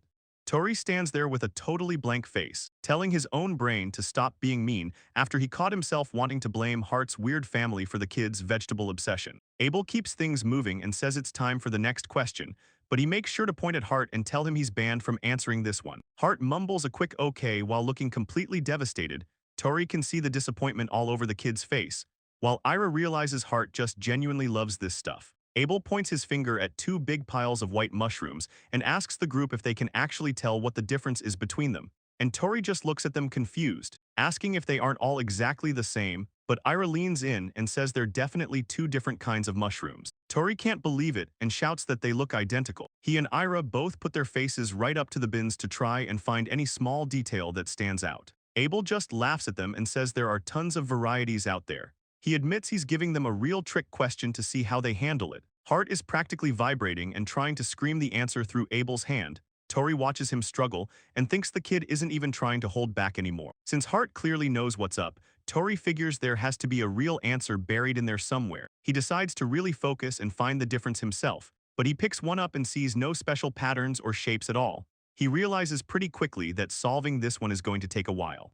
Ira points out a specific batch of mushrooms to Tori. She asks him if they look a little grayer than the others, and Hart tries to explain from behind Abel's hand that there are gray ones mixed into the left pile, while the other pile is pure white. Ira realizes he's right and admits color isn't the secret difference after all. Hart just keeps struggling to get a word in. Hart finally snaps and yells at them to use their eyes because they're insulting the mushrooms. He tells them to look underneath, but Abel grabs him again and jokes about burying him for talking. Ira just watches and tells her dad to give the kid a break. Tori asks the muffled Hart if it's okay to touch the produce. He gets a muffled okay, so he and Ira each pick one up. Tori starts feeling the mushroom and thinks about how both types feel exactly the same and smooth to the touch. So he checks the stems and the rings but comes up totally empty, realizing he's completely stumped by the whole thing. Tori turns to check on Ira's progress but sees she's just as lost as he is, which pretty much confirms that they're stuck. Abel sees they're not getting anywhere and says he guesses he's got no choice but to show them.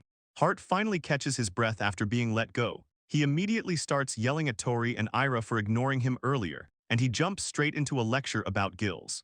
He tells them to look under the cap, explaining that the ones with slanted gills are white shrooms. While Tori and Ira just stand there looking overwhelmed, Hart keeps going, yelling that the ones with straight gills are the prim shrooms they're looking for. The two of them hold up the mushrooms to compare the gills. They both just stare in total silence because the difference is basically impossible to see. Ira finally snaps and yells that slightly slanted is way too hard to spot. Tori thinks to himself that knowing the secret didn't actually help at all.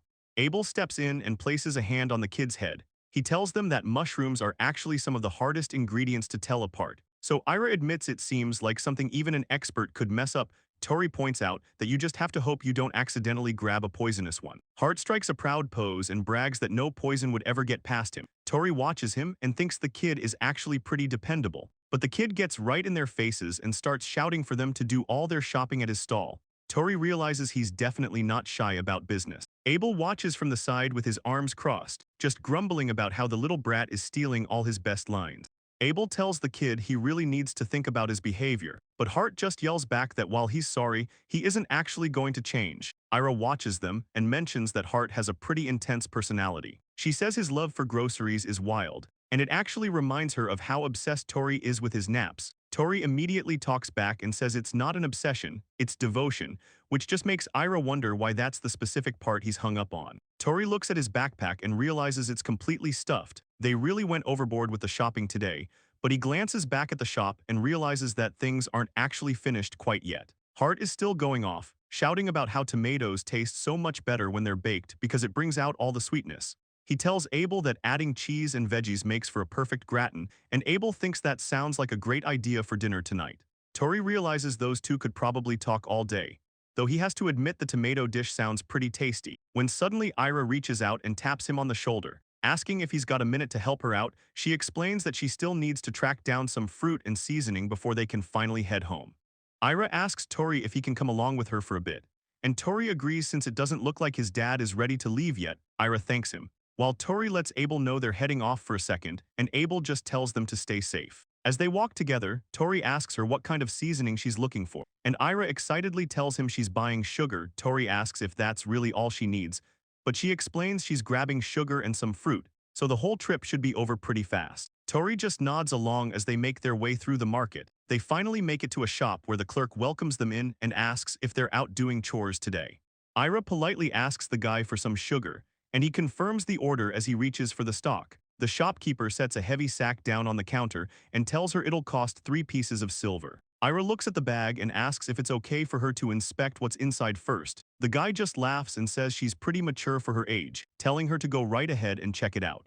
Tori thinks about how seasonings and spices are actually pretty expensive in this world, and even though regular people can find them at decent prices, there's always a risk of getting low-quality stuff mixed with impurities, especially in back alleys. He knows it's always better to be safe and check the goods, and Ira definitely agrees. Her being so careful makes her seem way more grown-up. She leans in close to get a good look at the sugar, giving a small nod once she's sure it's the real deal. She tells the shopkeeper everything looks perfect and thanks him for the help, while the guy just smiles and tells her she's welcome anytime. Ira runs back over to Tori saying she's ready to find some fruit next, so Tori just points out that the fruit stand is right next door. She tells him to give her just one more second, leaving Tori standing there with a blank look while he waits for her to finish up. While he's waiting, Tori finds himself looking right into the window of an artifact shop. He thinks about how artifacts are just everyday tools that mages have pumped full of magic, and these specialized shops are the only places that deal in those kinds of high-end magical items. Tori thinks about how artifacts need arcane stones from monsters to work, but they're still super useful for stuff like making water or starting fires. He spots one that can actually use protection magic, which sounds way too complicated for him to even wrap his head around. A glowing magic orb sits on display, priced at a crazy 125 gold pieces. Tori knows even the cheap ones are at least 50 gold, so he can't see himself buying one, especially since he doesn't plan on fighting anyway. But even so, he admits there are a couple of specific artifacts he'd honestly love to get his hands on, leading him to think about a tool for warm air and one for cool air. Basically, the guy just really wants air conditioning in this world. He imagines how nice it would be to just relax through the hottest summers and coldest winters, and the thought alone makes him pretty happy. He just stands there, wishing he had that magic/see more than anything. Looking closer at the shelf, he sees a warm air artifact that goes for 60 gold pieces, and right next to it, there's a cool air artifact sitting there, but that one is even more expensive at 70 gold pieces.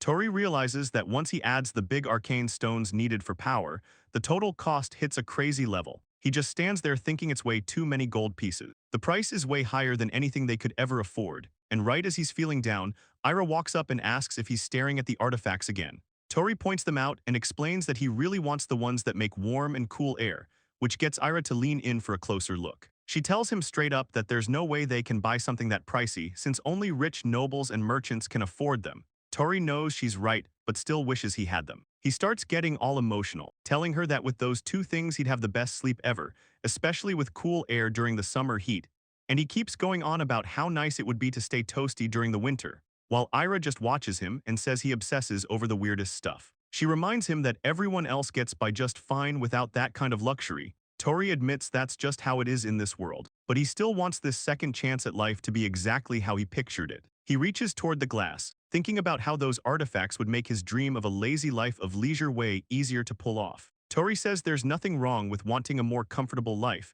and Ira asks if he's seriously planning on saving up for those artifacts.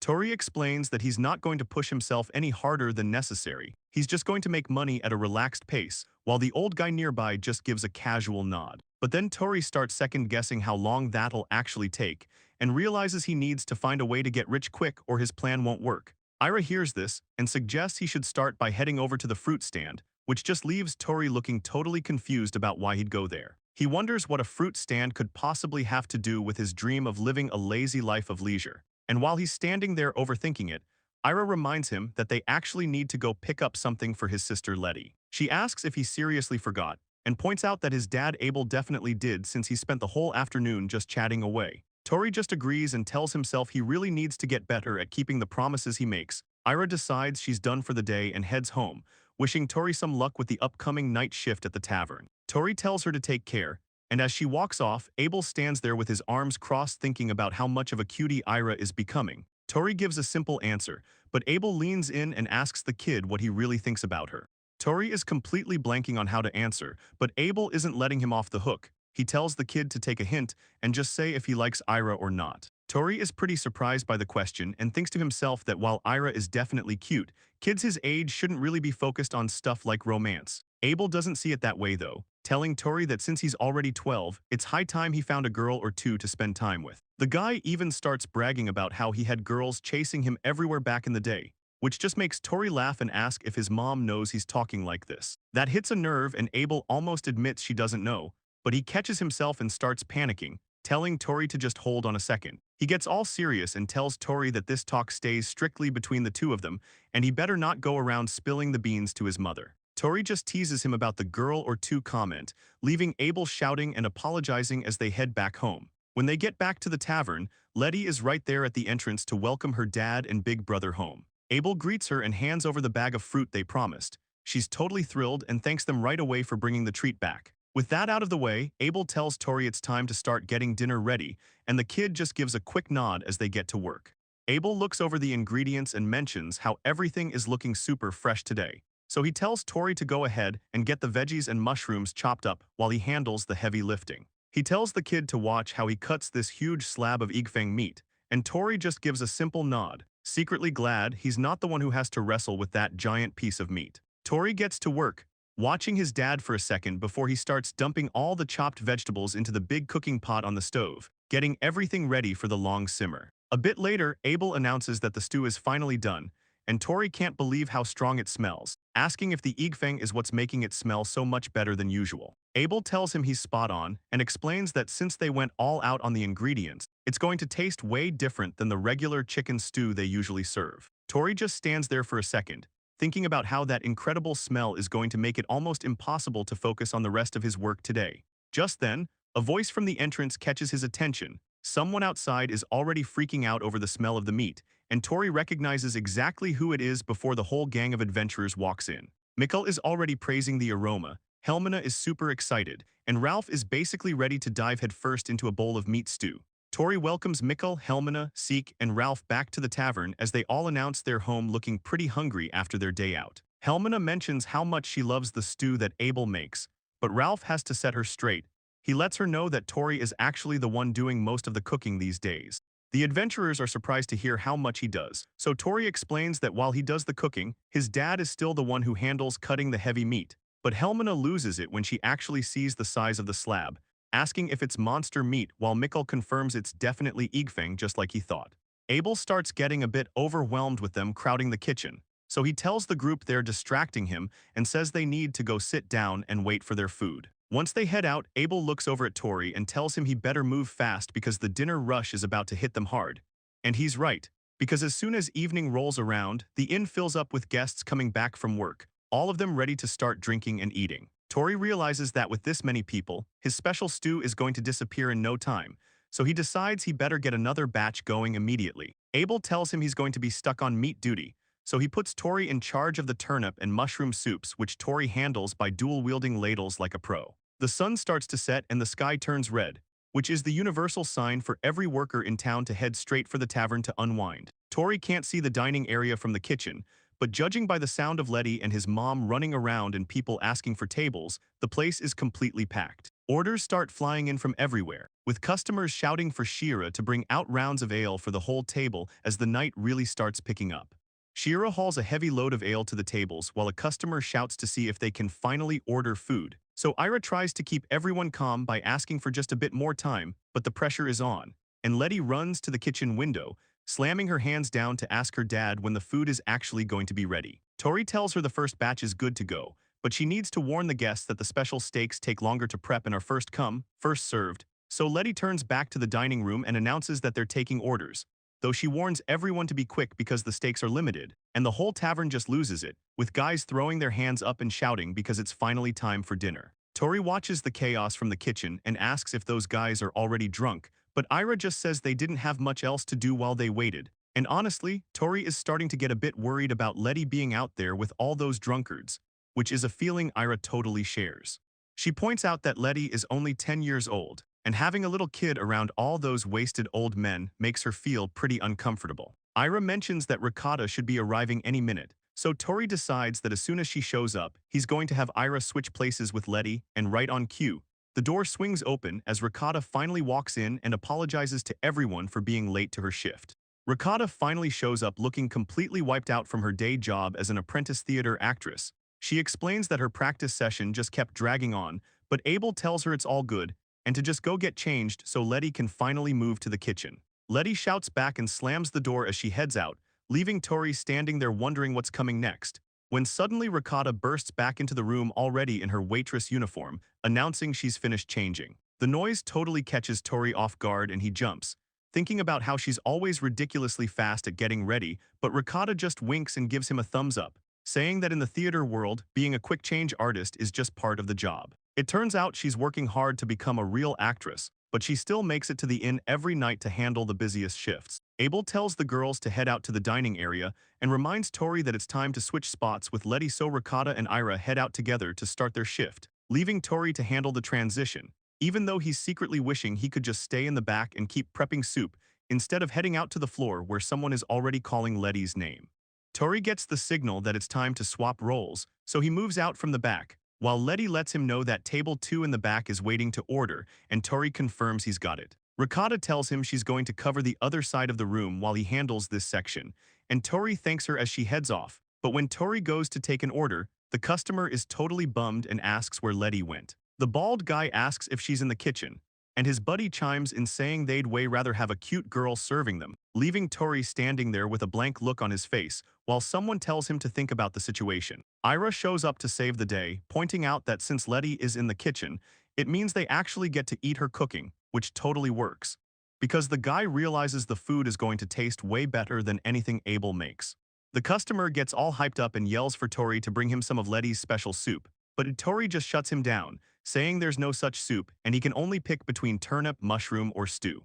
Ricotta shouts across the busy room for Sierra to get 4 more ales ready, and Sierra yells back from the kitchen that she's on it, while the customers talk about how Ricotta's voice is actually huge from all her theater practice, but she's just being her usual friendly self as she drops off the food. A massive crash suddenly rings out, followed by someone screaming an insult, and the noise is so loud it sends a literal shock through Tori. So he turns around to see 2 guys at a table losing their minds because one of them apparently ate half of the other guy's steak. Tori just stands there looking completely exhausted that anyone would actually start a fight over some food, but Letty starts calling for him, and when he checks in with her, she's standing there with a fresh tray, asking him to bring it over to the table where the guys are still going at it. A nearby customer asks if he's really going to step into that mess, and Tori just stares blankly into space while he tries to find the courage, until Sierra shows up and reminds him that being a waiter means he has to deal with it, handing him 2 more drinks to deliver while Letty watches her mom being bossy. The fight gets even more heated as one guy grabs the other by his shirt, yelling at him for making such a big deal over a piece of meat. Tori finally forces a smile and jumps into the middle of the argument, loudly announcing the new stew, steak, and ales to try and calm them down. The 2 guys just glare at each other while one keeps a grip on the other's shirt, so Tori carefully sets their plates down, telling them they should probably eat while the food is still hot. They finally stop fighting and start eating, though one of them is still clicking his tongue in annoyance.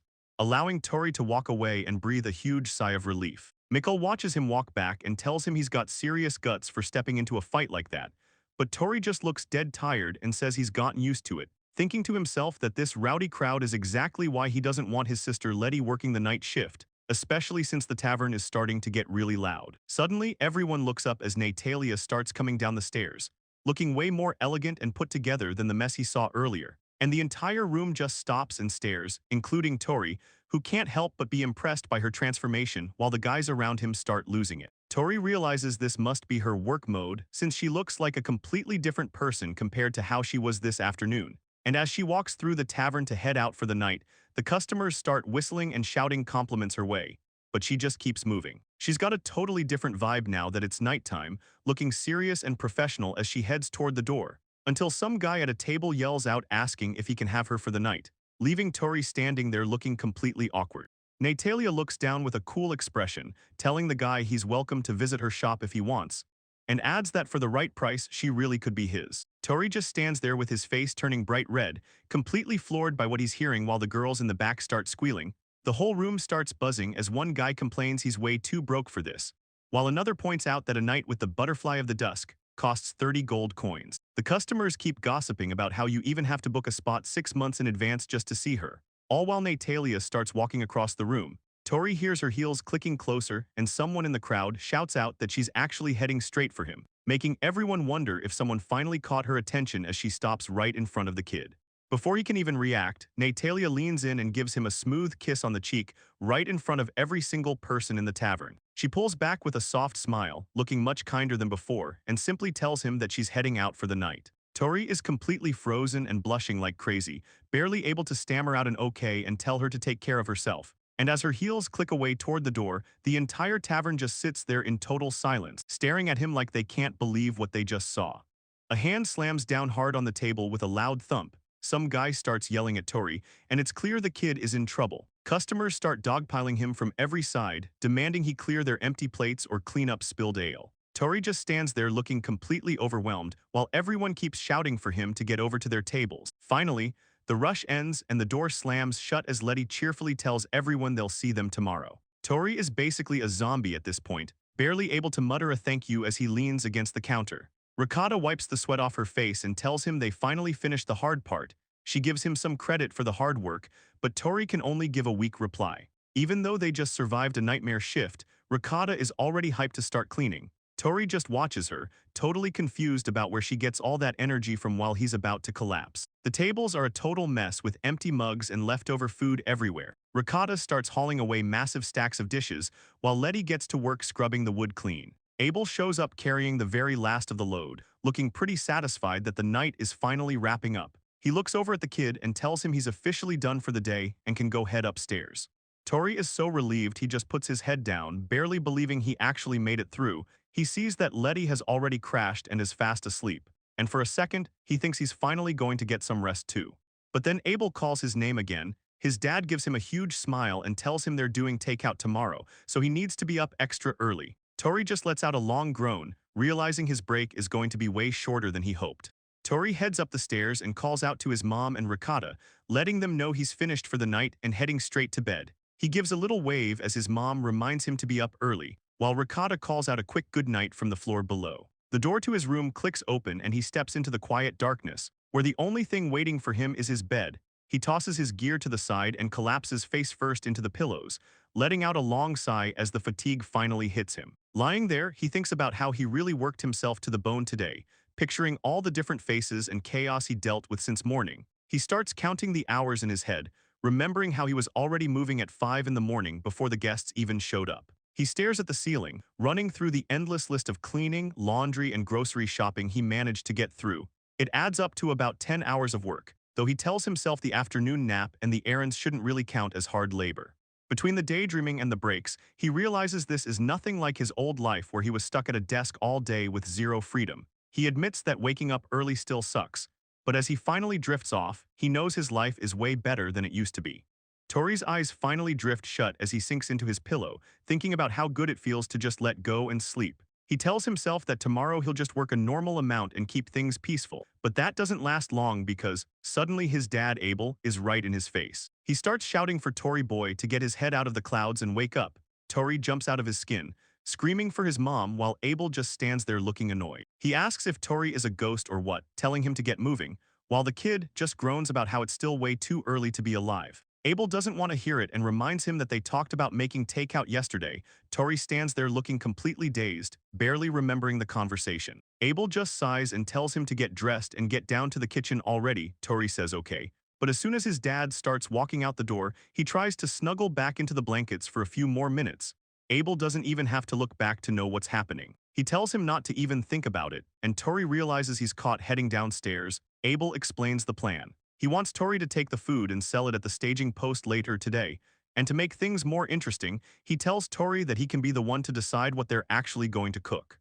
Tori looks over the kitchen supplies and asks if he's allowed to use anything he sees, so Abel tells him it's fine as long as the total cost stays under 3 copper coins, which makes sense to Tori since they need a profit margin. But now he has to figure out what he can actually make for that price. He stands there thinking for a second until he remembers Ralph begging him for Hamburg steaks just yesterday. It seems like the perfect choice, so he gets to work right away, starting with the prep. He chops up a bunch of onions and tosses them in a pan, sautéing them until they're nice and brown. Then he grabs the leftover eggfang meat to use as the base for the dish. He picks up his knife and starts mincing the meat down. Abel walks by and notices what he's doing, mentioning how he's seen him make these steaks before, and Tori just nods while keeping his rhythm, looking at the pile of meat, and deciding he's finally got enough to move on to the next part of the recipe, which involves throwing in some salt and pepper. He starts kneading the meat by hand, working it until the texture starts to get a lot firmer, and then he adds in the egg and the sautéed onions he finished earlier. He keeps kneading the whole mixture together because he knows this is the part where he can't slack off. If the meat isn't worked enough, air bubbles will get trapped inside and the steaks will just fall apart during cooking.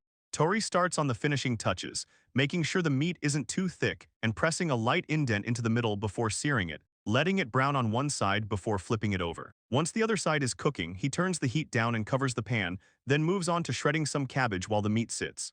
He notices the kitchen is starting to smell pretty good, and finally, he piles the shredded cabbage and the hot steak onto some bread to finish the dish, presenting the completed Hamburg sandwich with a bit of a proud look, glad he finally got it done. Abel walks over and sees that he's finished, asking if he can have a taste, and Tori tells him to go for it. Abel takes a bite and is immediately impressed, saying it's actually really good and goes surprisingly well with the bread, realizing that if they let it sit for a bit, the bread would probably soak up all those meat juices and taste even better, and Tori agrees, mentioning it's great even when it's cold. In fact, he says the longer it sits, the more the flavor develops. Abel gets fired up and says this is the perfect food for people to take on the go, telling Tori to keep them coming. The staging area for the horse carriages is packed with people and wagons. Tori looks out at the street and realizes that with this many carriages around, he's going to have plenty of customers to sell to. This spot in the south of Reubella is basically the main hub for anyone looking to travel or send deliveries to the surrounding towns and villages, and Tori is right in the middle of it all, ready to sell his takeout to the travelers passing through. Suddenly, Ira spots him and calls out, asking if he's out here selling food today as well. Tori tells her he woke up early because his dad asked him to prep some lunch boxes, and she gets curious about what he actually made, so he proudly tells her they're Hamburg sandwiches, showing off the dish he perfected in the kitchen. Ira just looks at him like he's speaking another language, repeating the name of the sandwich because she's never heard of it, which catches Tori off guard, and he asks her if he hasn't already made one for her before now. Ira reminds him that she hardly ever eats his food, and he realizes he must have just been thinking of his mom and Letty. Tori decides to let the previous topic go and asks Ira what she's got in her own lunch boxes. She tells him she made sandwiches too, using some leftover black buffalo meat that was just sitting around, and then Tori gets a sudden idea, suggesting they should just swap and try each other's food for a change. He admits that the moment she mentioned that buffalo meat, he started really craving a taste of it, so Ira hands her box over but asks what a Hamburg even is, which leaves Tori trying to explain the recipe. She starts to get the picture, realizing the whole thing is basically made out of minced meat. And as he describes how the meat gets kneaded and steamed, Ira looks completely weirded out by the process. She starts sweating a little, asking him if this stuff is actually safe and not some kind of weird experiment, going as far as to wonder if it even counts as real food, which Tori thinks is a pretty rude thing to say. Tori tells her his dad already approved the recipe, and Ira finally settles down since she trusts Abel's taste. Tori decides it's time to see what's inside and snaps the lid off the wooden lunchbox. Ira leans in close to check out the food, surprised that it actually looks normal and smells really good, while Tori just stands there looking pretty smug about it. She takes a second to gulp, wondering how it's actually going to taste, before just going for it and taking a massive bite out of the sandwich. The flavor hits her immediately. She's totally shocked by how tender and tasty it is, asking what this even is, which just makes Tori laugh. He points out how the bread and cabbage soak up all the juices from the meat, and Ira can only nod and agree because she's so impressed with it. So Tori thinks to himself how glad he is that she's a fan, and figures it's finally time for him to start eating his own lunch. But a guy named Ralph walks up and asks what a hamburg sandwich is since he's never heard of it, making Tori wonder if the guy is an adventurer. Ralph mentions he smells a customer nearby, and just as Tori starts to explain the food, a girl's voice tells them to stop right there. Helmina walks over looking a bit annoyed and asks if they even realize how easy it is to just make a sandwich themselves. And then Ralph suggests just buying bread and fillings to make them later since it's cheaper and better, leaving Tori just staring at the group in disbelief. Tori looks a bit awkward as he agrees with the group, mentioning he's definitely bought sandwiches with stuff he didn't like before, some even tasted pretty weird. He stands there holding his lunchbox and thinks to himself that while they're being blunt, they actually raise some good points, but he isn't backing down. He speaks up and tells the three adventurers that this hamburg sandwich is actually their specialty. Tori gets a serious, confident look in his eyes and tells them he bets it's delicious enough to change their minds. After one taste, they'll be begging for more. Helmina remarks that the kid is awfully confident, while Seek suggests they see if he can actually back those words up. Ralph decides to go for it and asks how much one costs. The deal is made right then and there. Ralph hands over 3 copper coins for a box, and Tori thanks him for the business. Tori is hyped that he made a sale and thanks him again, thinking about how there are as many different kinds of sandwiches as there are people, and Ralph is totally on board with that. He smiles and says he's a huge fan of the possibilities, promising to buy more whenever he's entering or leaving town. Tori looks up at the swordsman and asks if he's heading out right now, which Ralph confirms is the plan. Tori tells him that's cool and lets him know that if he really likes the sandwiches, he should come visit their inn because they'd love to have him. Ralph agrees to keep the place in mind and asks for the name of the inn, while Tori tells him it's called Bird's Tavern as the carriage starts rolling away down the stone path. Once the street is quiet again, Tori lets out a long breath and suggests to Ira that they should probably head back now that they've sold all their stock. Ira is totally down for that, telling him he did a great job selling so much food today, but Tori just gives her a look, saying it's not easy moving food people haven't seen before, and jokes that her compliment is a bit much considering she ate one of the sandwiches herself. She just laughs it off and says she really liked it, so she's positive everyone else who bought one is going to have a great meal too. She gives him a big grin and adds that it would be really cool if those customers actually ended up visiting his inn later on. Tori just shrugs it off as she pumps her fist, shouting that they need to get moving because she has work to do back at her own family's place. As they walk, Tori thinks to himself that things usually don't work out that easily, though he admits he'd be pretty happy if those guys actually showed up. And right then, someone is standing outside the tavern building, confirming they've finally found Bird's Tavern. Ralph suddenly slams the tavern door open, shouting that he finally found the kid from this morning. Tori looks completely caught off guard. He thought the adventurers had already left town, but Ralph leans in with a huge grin, telling him the hamburg sandwich was so good they actually turned the carriage around halfway through their trip just to find him. Tori can't believe it's actually that good, and Helmina joins in, blushing as she tells Tori the food was fantastic. She's convinced he has to be some kind of professional chef to pull off a recipe like that. Even the quiet guy Seek loses his cool, shouting that there's no way they could ever make something that delicious themselves. Ralph backs him up. He's certain it was the best sandwich he's ever had in his entire life, making Tori stand there in total shock. He remembers how hesitant the other two were about buying the sandwiches earlier, so seeing them this obsessed with the food is honestly a bit much, but he just gives a quiet thanks while feeling totally overwhelmed. His dad, Abel, leans over the counter with a proud look, telling his son he did an absolutely wonderful job with the new recipe. So Abel laughs and announces that since people are literally coming back from their travels for it, they're adding the hamburg sandwich to the permanent menu. Ralph starts cheering while Ira just watches the chaos, and Tori lets out a heavy sigh. Deep down, he's actually really happy that they liked his cooking enough to come back, but then reality hits him. This is just going to turn into way more work. He starts complaining about how he's already tired of making the same thing over and over, though the rest of the tavern isn't having it. His dad tells him he's not getting out of this one, while Ralph and the others just keep the hype going, yelling about getting more food. Helmina looks like she's seen better days, staring off with a blank face as she admits that the group is completely broke. Tori walks over to their table and checks in on her, asking if things aren't going so well for them, making her explain that they're at a point where even paying for the inn is going to be a struggle. Tori realizes how bad the situation is, and he starts thinking to himself that if they can't even afford his family's cheap rooms, they must be in some serious financial trouble. Helmina doesn't hold back, yelling at the guys and blaming the whole mess on their complete lack of spending control. But Tori tries to be reasonable, mentioning how they probably have to drop a lot of cash on keeping their weapons and armor in good shape. She agrees immediately and calls him smart for getting it, listing off the endless costs of things like potions, bandages, and field rations, though her face turns terrifying as she glares at her teammates, complaining about how they just buy whatever they want without thinking. She points out that just the other day she told Ralph to get some cheap meat, but he went and blew their money on expensive monster meat. So Ralph starts freaking out, trying to explain that it was super rare king frog meat and he couldn't just pass that up, leaving the others totally speechless.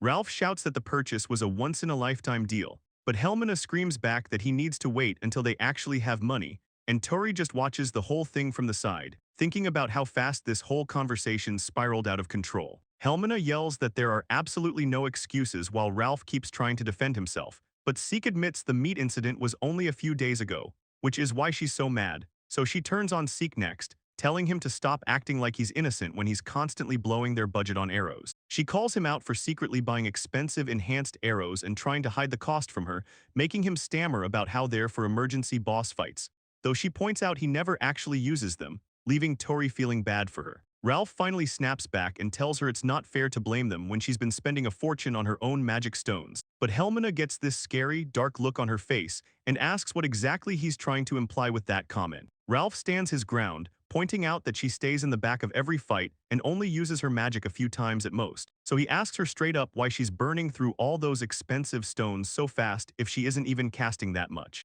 Helmina starts backing away as the guys turn the pressure back on her, and Tori realizes that things have completely flipped. Now the focus is on her. He knows sorcerers use magic stones to save their own energy when casting spells, which is usually smart. But the weird part is how fast Helmina burns through hers since she barely even fights. So Ralph points a finger and yells that they already know she's been using those stones for light magic at night. He calls her a hypocrite for wasting stones to read books while they use cheap candles, leaving Tori thinking they're all a mess. But Helmina looks down and blushes, trying to claim she was just doing her magic studies while Seek and Ralph just mumble suspiciously. Seek suddenly pulls out a book with a suggestive drawing and asks if this is the kind of textbook she's studying with, making her lose it completely as she yells at him, demanding to know if he snuck into her room to steal it. Seek just stays calm and tells her he'd never do that, explaining she actually just left it in their room or dropped it somewhere. Tori thinks to himself that this is the absolute worst while Letty peeks in from the back, just as confused as he is. As Letty watches from the background, Tori starts panicking internally about how dirty Helmina's book actually is. He just hopes the guys left it somewhere where his sister won't find it. He realizes that since his mom and Letty clean the guest rooms, they might have already seen it, and the fighting doesn't stop as Helmina claims she isn't an impulsive spender like the guys. But Ralph just yells back that she's just as bad, so they both turn to Tori and demand to know what he thinks. He's caught totally off guard by being dragged into the middle of their fight, but he decides to be blunt and tells them they're all equally responsible for the mess they're in. The words hit them like a ton of bricks, and the three of them slump over at their tables looking completely miserable. Tori watches them from the side, thinking he might have gone a bit too far, so he tries to fix the mood by suggesting that now that they know why they're broke, they should just talk to each other before spending any more money. He reminds the group that they're supposed to be sharing everything anyway, and Helmina looks up at him with her eyes literally sparkling, while Ralph just stares at him, looking like he's about to cry. Tori tells them that if they just have a real discussion, they can still get what they want without hiding things, and Helmina finally gives in. She looks down and admits she was wrong for not talking to them before blowing their money on those magic stones and books.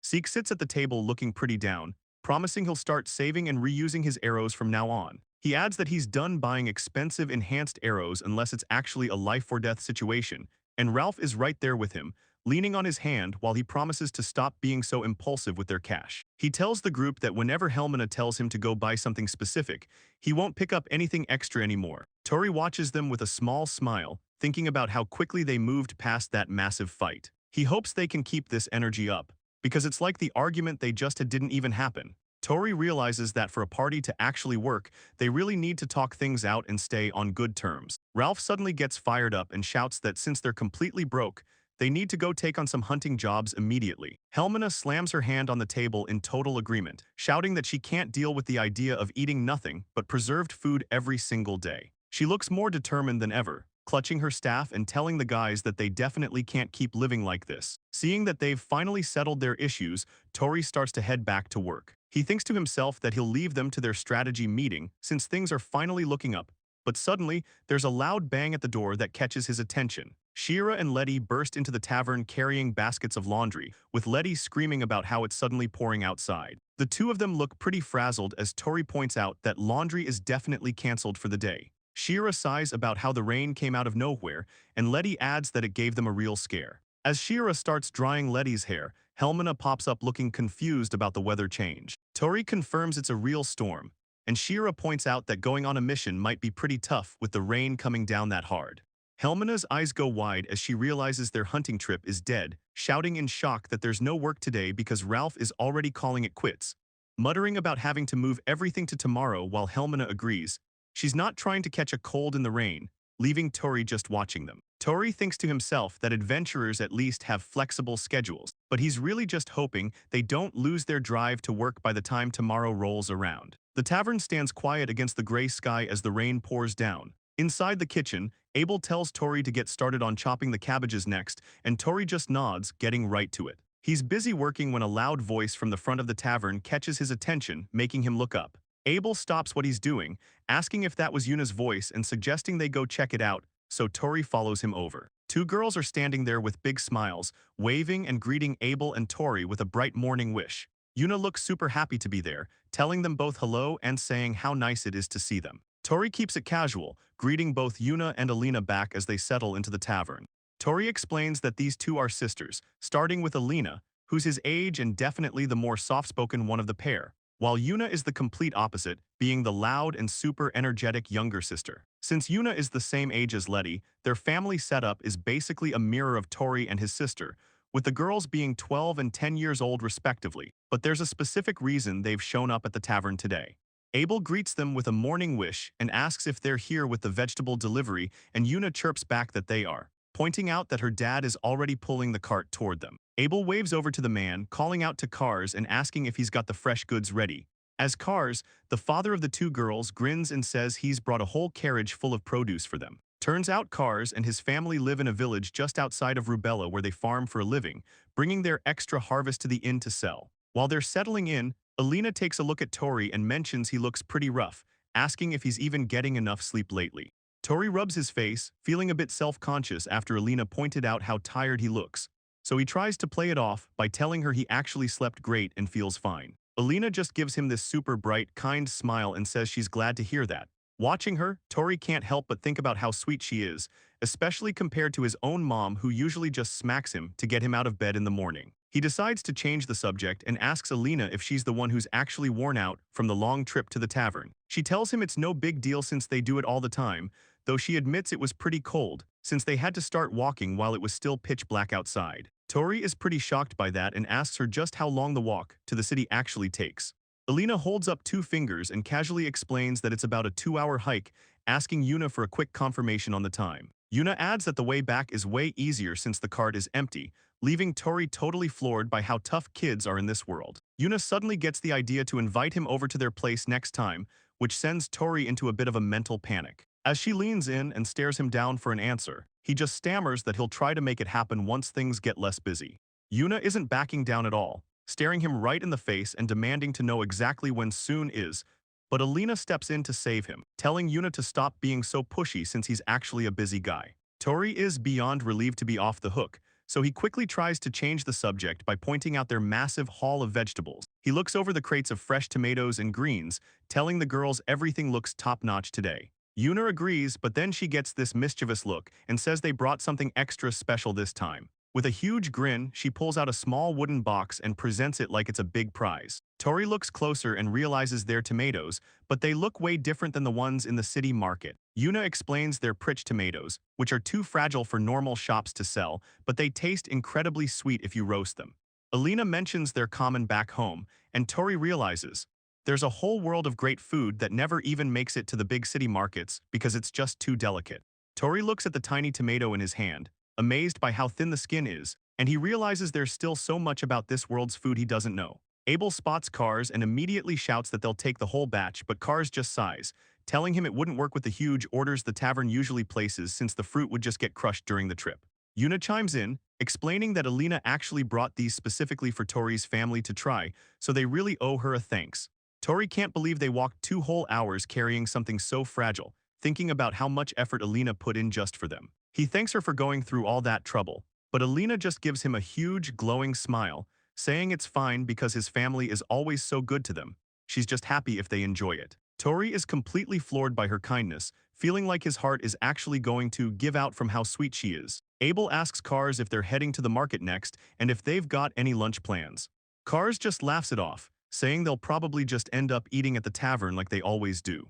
Abel throws an arm around Tori and winks, promising the guests he's going to whip up something amazing with those tomatoes, leaving Tori standing there completely deadpan, reminding his dad that he never actually agreed to any of this. Abel just brushes it off, saying it's a good chance to say thanks. The girls get hyped but beg him not to make skewers since they eat those all the time, which Abel totally agrees to, telling them to leave the non-skewer lunch to him. Even though they just ruled it out, Tori can't help but imagine those tomatoes grilled and oiled, and he's basically drooling at the thought of how sweet they'd be. Shira tells the girls to head out for now and come back at lunch so they have time to plan. The girls are super excited, waving goodbye as they head off while Abel yells after them that they won't be disappointed. Once they're gone, Tori looks at his dad and mentions how confident he's acting about the whole thing. Abel just gives a big grin, so Tori asks if he actually has an idea for what to cook, only for his dad to bluntly admit he has no clue at all, meaning they really need to figure something out fast, or their friends are going to end up leaving the tavern with nothing to eat. Abel crosses his arms and sighs, admitting he knows he's in a spot, while Tori just watches him, thinking his dad really needs to stop making big promises he can't actually keep. Abel thinks about how good these tomatoes are when they're roasted, but then he remembers the girls specifically said no skewers, which leaves Tori wondering if his dad can actually think of anything better than a simple snack after talking such a big game. And to make things worse, Abel realizes they've only got about an hour before the lunch crowd shows up.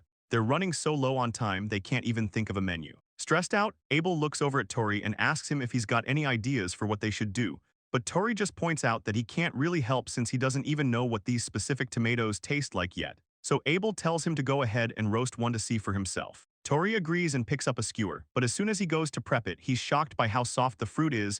The stick goes through with absolutely zero effort. He holds it over the fire, feeling a bit worried that the skin is too delicate for this kind of heat, as the tomato starts to sizzle and glisten over the flame, cooking up right in front of him.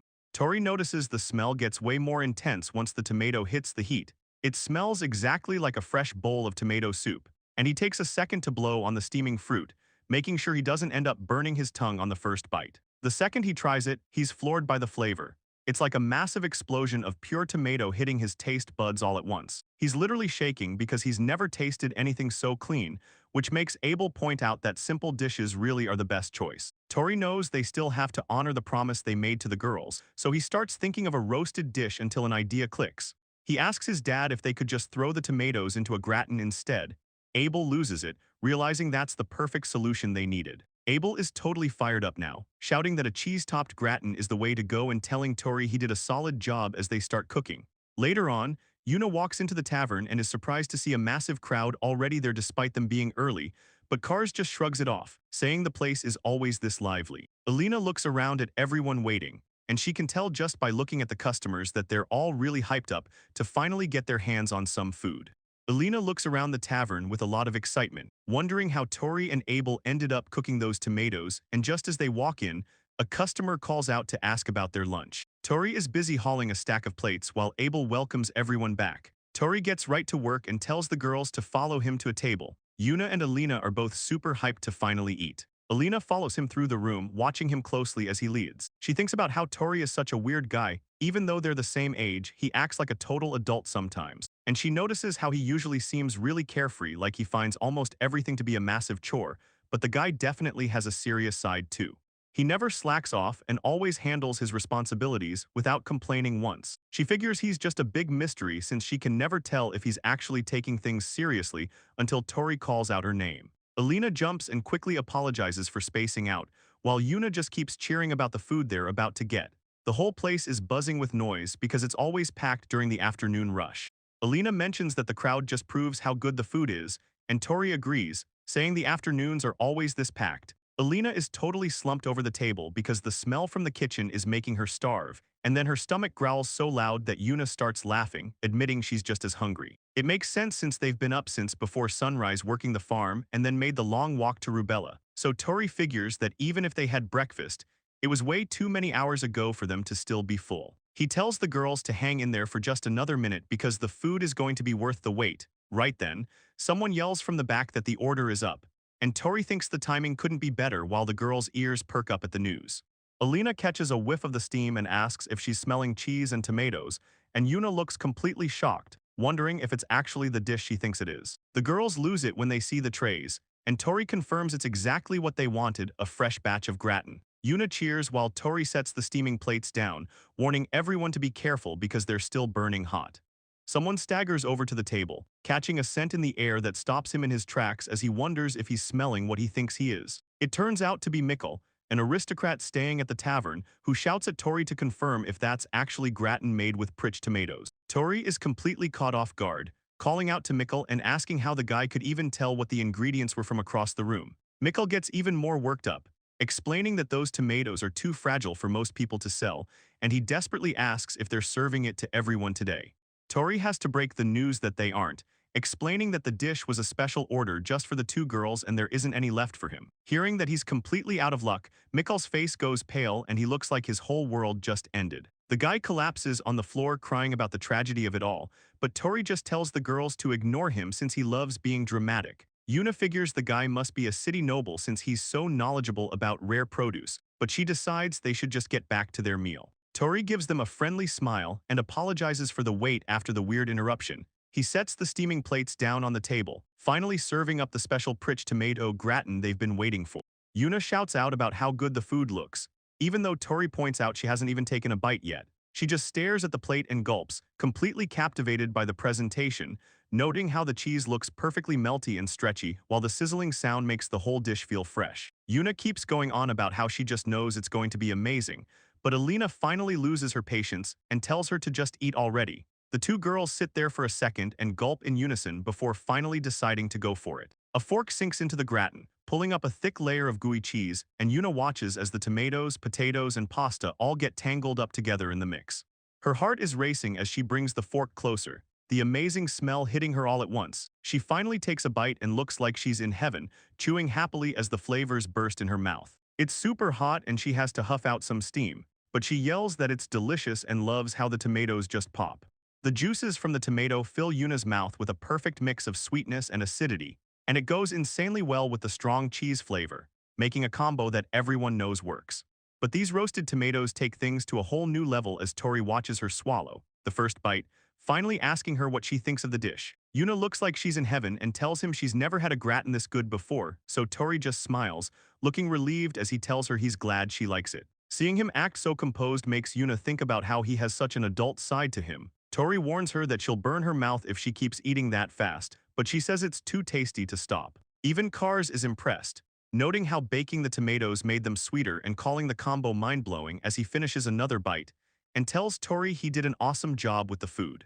Yuna looks at the food and feels so glad she decided to bring those vegetables today. She thanks Tori for making something so amazing with them, which catches him off guard. Tori blushes and says they're the ones who should be thankful for the fresh produce. Then he tells her she's welcome at the tavern whenever she's in town. He tries to act cool while thanking her, but Yuna can't help noticing how much more expressive he's being than usual. Suddenly a customer yells for Tori to come take some orders, and he quickly shouts back that he's on his way. Tori tells the girls he'll catch them later as he heads off to work, while Yuna and Alina cheer him on. Yuna watches him go and sighs, thinking it's a real bummer that he's always kept so busy with the shop. She takes another bite of the cheesy gratin, thinking about all the other vegetables she wants to see him cook. Even though she'll have to wake up early and carry heavy crates all the way to town again, she promises herself she'll do it, because getting to eat a lunch this delicious makes all that effort feel like nothing at all. Natalia leans on her hand at the table, sighing about how boring her room has gotten lately. It's actually starting to feel tiring for her to even be in there. Tori points out that the room is pretty huge for just one person, but she doesn't seem to care and repeats how exhausting it is. Tori mentions how he spends a lot of time there but never really feels a sense of security, probably because of his crazy work schedule, so he suggests a change of pace. He asks if she wants him to redo the interior, since even just moving the furniture around can make a place feel totally different. Natalia's eyes light up at the suggestion. She thinks that might be exactly what she needs and asks if he wouldn't mind helping her out later. Tori says he's down, but he questions why she's asking him specifically. He suggests that someone like his mom or Letty would probably be way better at decorating a room than he is. Natalia just gives him a big, mischievous smile and says it would be way funnier if he was the one doing it, which leaves Tori pretty much speechless. She leans in and offers to pay him with her underwear, joking that it seems like the kind of reward he'd actually want. Tori doesn't find it funny at all and shuts her down instantly. He tells her she better have all her personal stuff cleaned up before he gets there, or else he's dumping it all in his mom's room. Natalia starts whining about how much she hates cleaning, leaving Tori just standing there wondering why he even agreed to help. Tori stands in the middle of the room, looking at the absolute disaster of clothes and bottles everywhere. He wonders how the place is already a mess when Letty just cleaned it last night, but Natalia just stands there with her back to him, acting like it's no big deal. She says she was just trying to pick out an outfit, and things just kind of ended up this way before she even realized it. So Tori tells her she really needs to start taking things out properly. He warns her that if she keeps being this messy, she's going to end up ruining all of those expensive dresses of hers, though Natalia thinks that sounds way too tedious. She mentions having way too many dresses to worry about that, and besides, the brothel just buys her new ones whenever she needs them anyway. Tori starts picking up the clothes, realizing that's exactly why she's so messy in the first place. Since she doesn't have to pay for them, she doesn't actually care about taking care of her stuff. He decides to just drop it and tells her they should at least hang the dresses up in the closet. He explains that the underwear needs to go in the drawer, and Natalia just gives him a simple reply. She starts trying to help, but she's moving so slowly it's like she's barely even trying. She looks completely drained, just attempting to put a single dress on a hanger, which makes Tori have to step in again. He tells her to wait because she needs to straighten the clothes out first, otherwise they're just going to get all wrinkly sitting there like that. Natalia has apparently had enough of the lessons and just tosses the dress right at him. She tells him to just handle the dresses himself then, leaving Tori to catch the pile of fabric with a sigh. As he goes to fold the dress, he feels something solid tucked away inside the layers. He thinks it might just be a hanger she left in there, but something about it feels a bit off.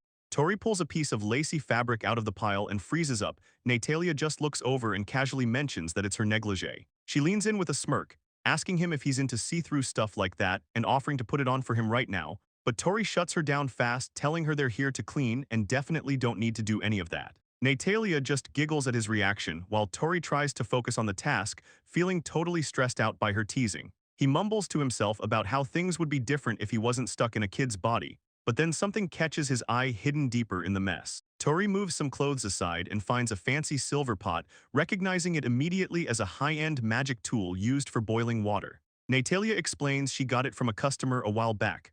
Apparently, the guy told her it was actually a product made by his company. She says the guy was definitely a big shot, which makes Tori's head spin.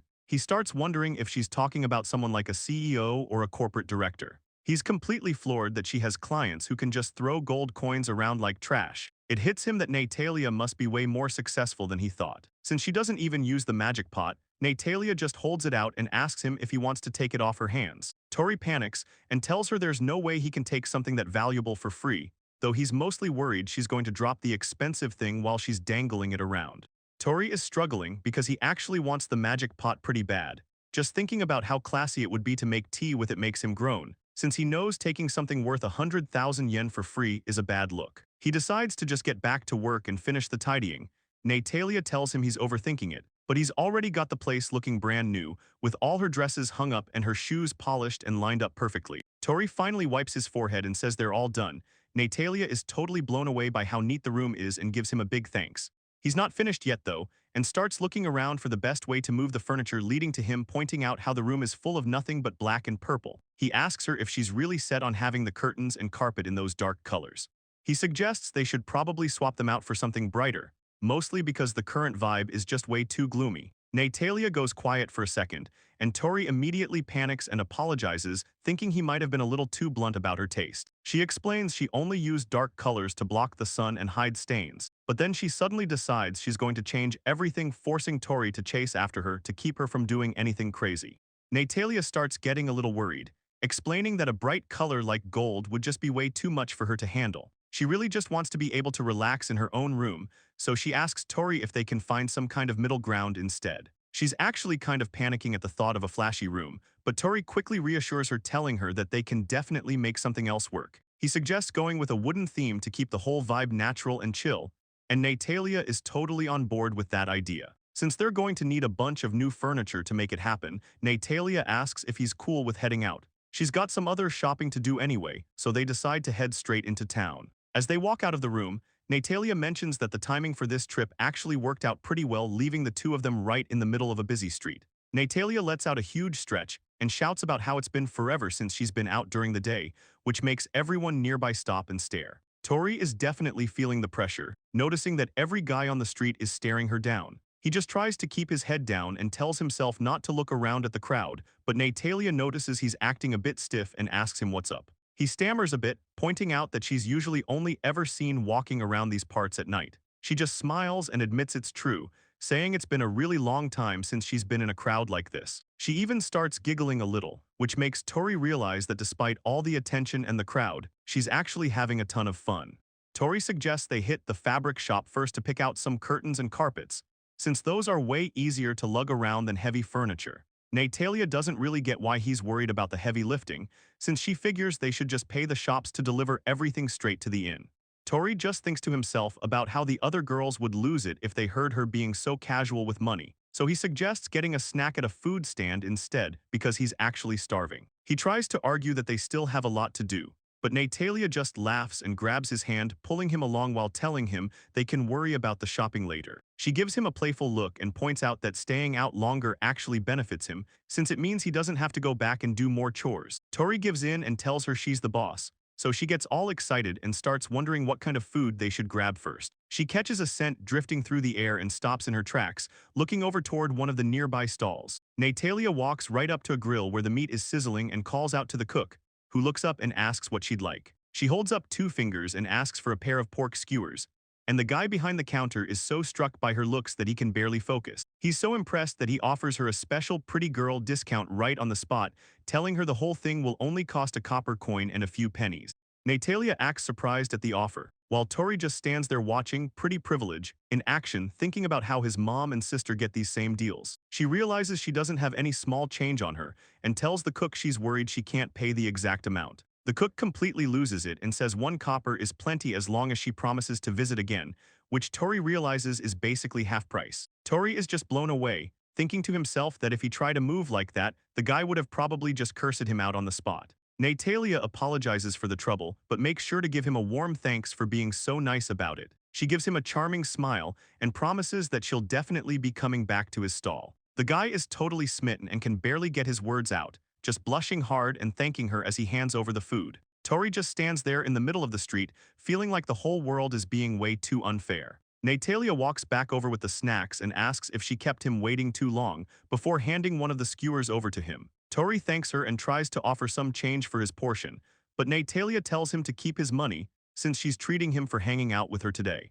Tori starts to object, but Natalia quickly cuts him off, saying she's really just returning the favor for everything he did earlier. Tori finally gives in and thanks her, which makes Natalia giggle as she tells him he's more than welcome. Natalia dives right into her food, looking like she's in heaven, while Tori watches her closely and asks if she's actually okay. She mumbles through a mouthful that the food is super hot but tastes great, so Tori warns her to watch out for her tongue. Natalia tells him to stop worrying and start eating his own food, and when Tori burns himself on the first bite, she can't help but laugh. She mentions that while in food is fine, she just craves street food sometimes, but then she realizes some sauce just dripped right onto her dress. Tori freaks out because the dress looks expensive, but Natalia just shrugs it off, saying she can always just go buy another one if it's ruined. Tori isn't having it and quickly pulls out a cloth, handing it over so she can actually clean herself up. He tells her that being rich isn't a reason to be wasteful, especially since a little stain like that is easy enough to wash out. Natalia just watches him as he explains how bad he'd feel for the dress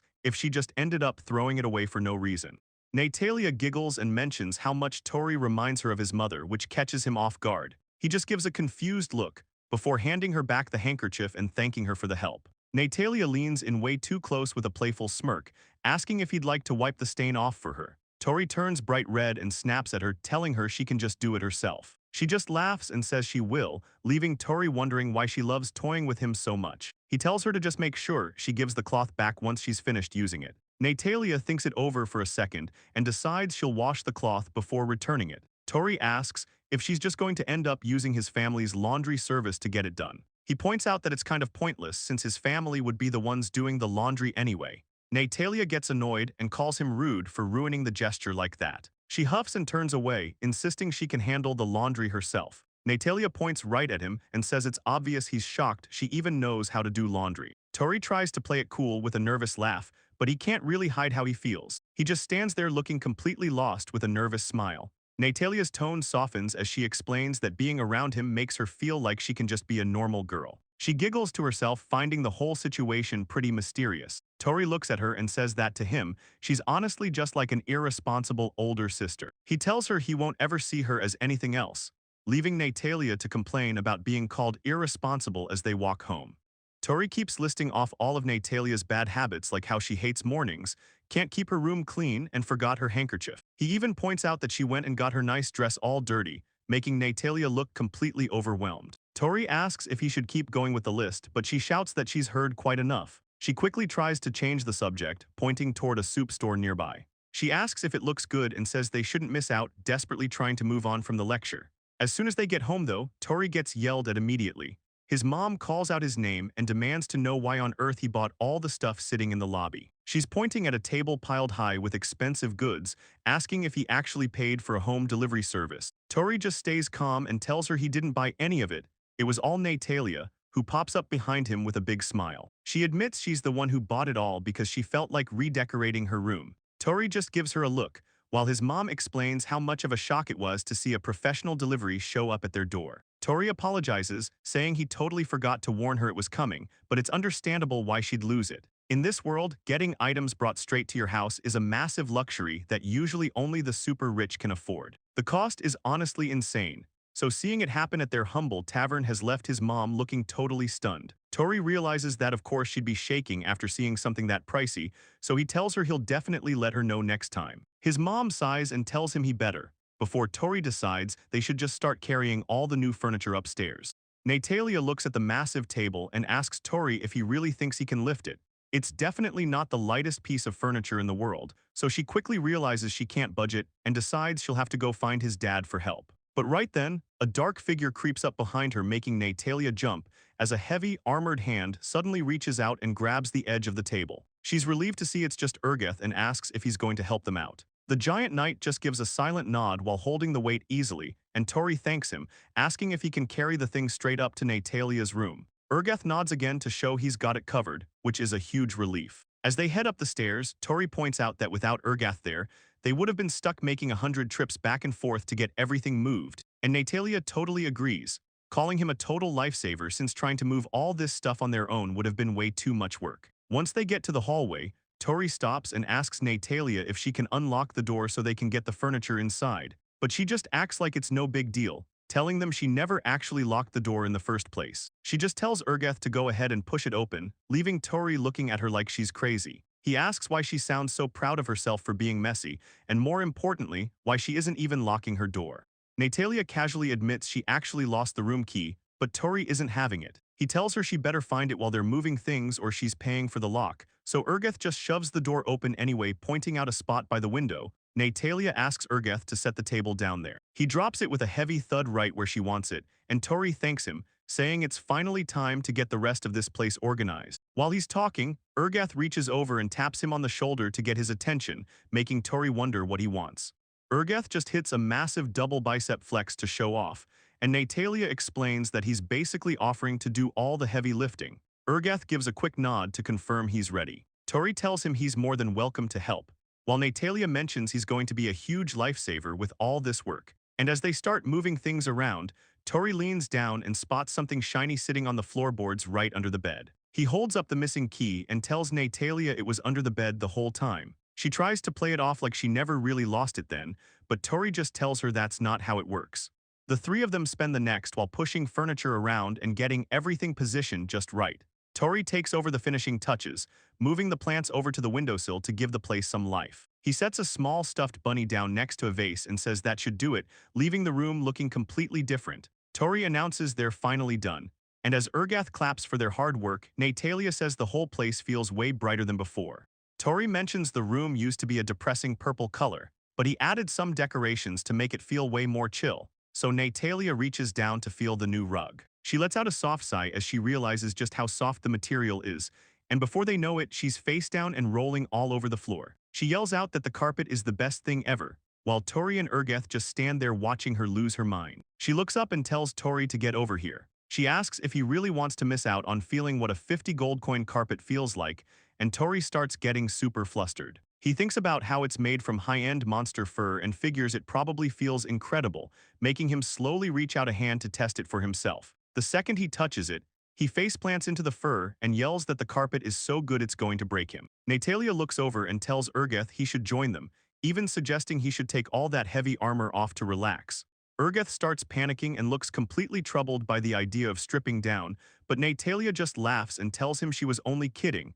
Then she tells him to just come on in anyway. She says it's fine as long as he makes sure his armor is perfectly clean before getting on the rug, and Ergeth pumps his fist in the air, totally hyped to be included. Natalia watches him and mentions his gear is always in top shape, asking if he actually does maintenance on it every single day. Ergeth gives a big thumbs up and seems like he's actually having a blast, and Natalia looks over at Tori and asks if he's ever been inside Ergeth's room before. Tori says he has, since he's the one who usually cleans the guest rooms, so Natalia jokes about leaving her underwear out for him to find. Tori just sighs and reminds her he doesn't even clean her room, since his mom and Letty handle that part of the house. Natalia thinks for a second and wonders if she should leave some adult toys out for Letty to see instead.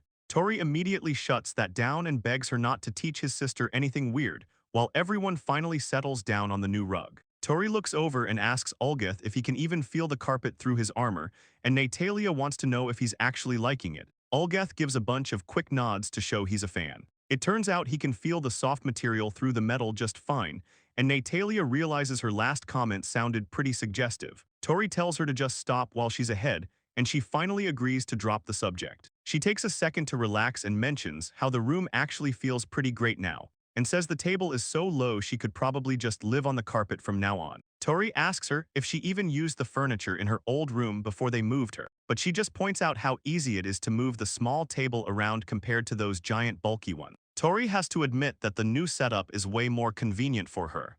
Natalia is so relaxed she thinks about just making the carpet her permanent bed, but Tori tells her she still needs a real mattress, no matter how comfy the floor feels. Suddenly, the door slams open as Letty bursts into the room, shouting that it's time for Tori to get to work. She stops in her tracks and looks around the room, mentioning that she doesn't remember Natalia's place looking anything like this. Tori looks up from the floor and gives her a quick reminder that she's supposed to knock before entering a guest's room, especially since Letty looks pretty worried and starts apologizing right away. But Natalia just brushes it off and says she doesn't mind the surprise visit.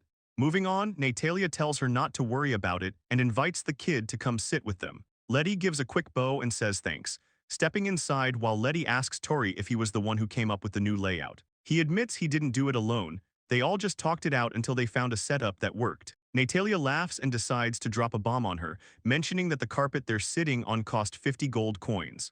Letty completely loses it at the price tag, and Natalia tells her she should just try lying down on it to see why it's so pricey. Letty asks if it's really okay and starts to settle in, finding herself totally obsessed with the soft material as soon as she hits the floor. Tori just watches her, asking if she can finally see what makes it so different.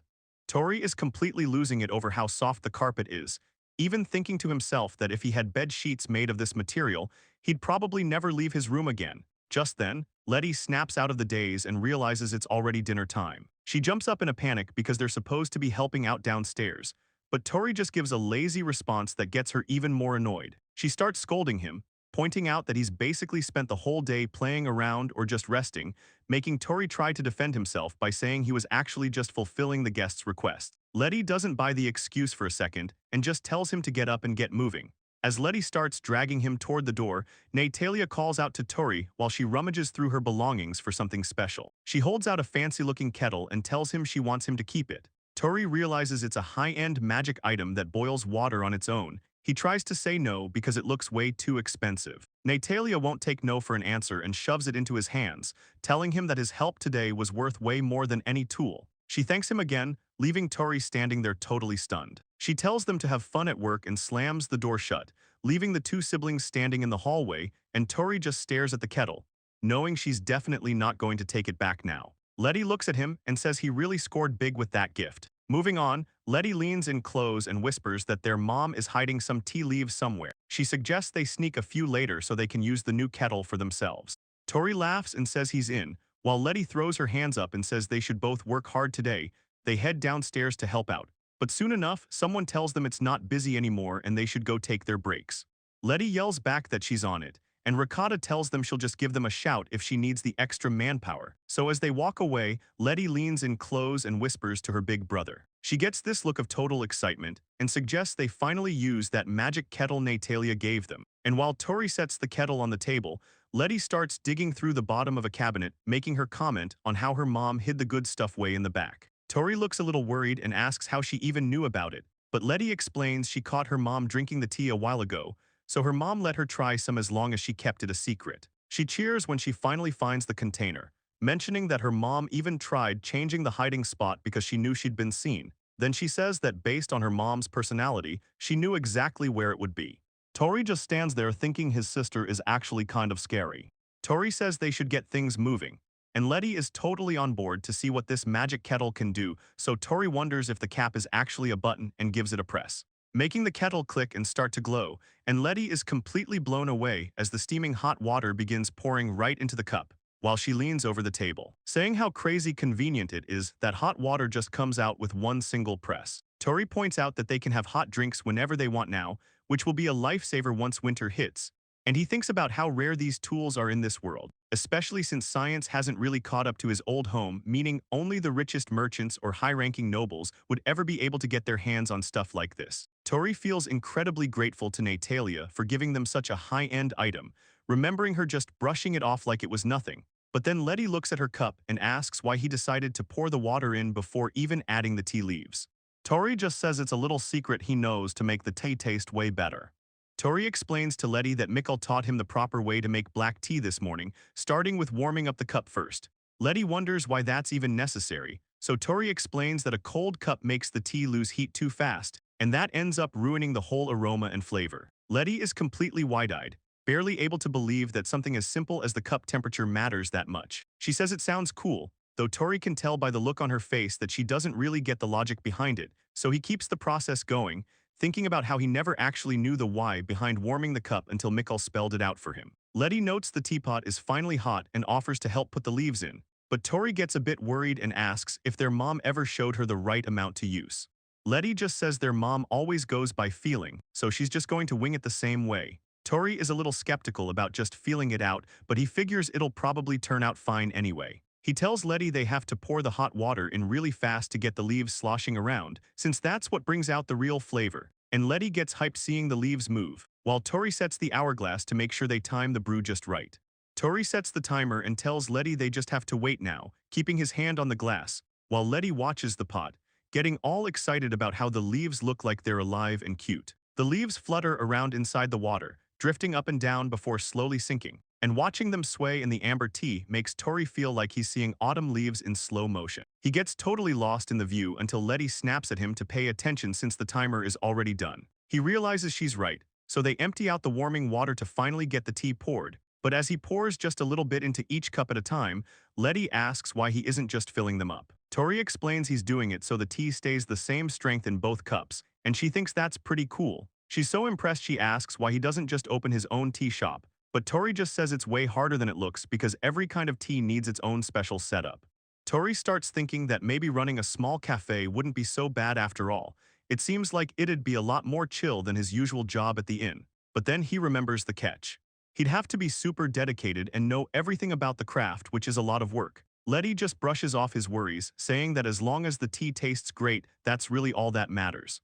Tori agrees and suggests they finally give this cup a try, and Letty is totally down to be the first to taste it. The steam rises slowly from the warm cup as they both lean in to check out the tea they just brewed. Tori takes a sip and realizes this batch is definitely on the stronger side, with the scent filling up his senses immediately. Letty is blown away after her first taste, saying it's actually way better than the tea their mom usually lets her try. But she starts second-guessing herself right away, and Tori wonders why she's already backing down on her praise. She explains that she doesn't really drink black tea enough to be an expert, so she asks him if he can actually tell how good it is. Tori just gives in and admits that he's in the same boat and can't really tell the difference either.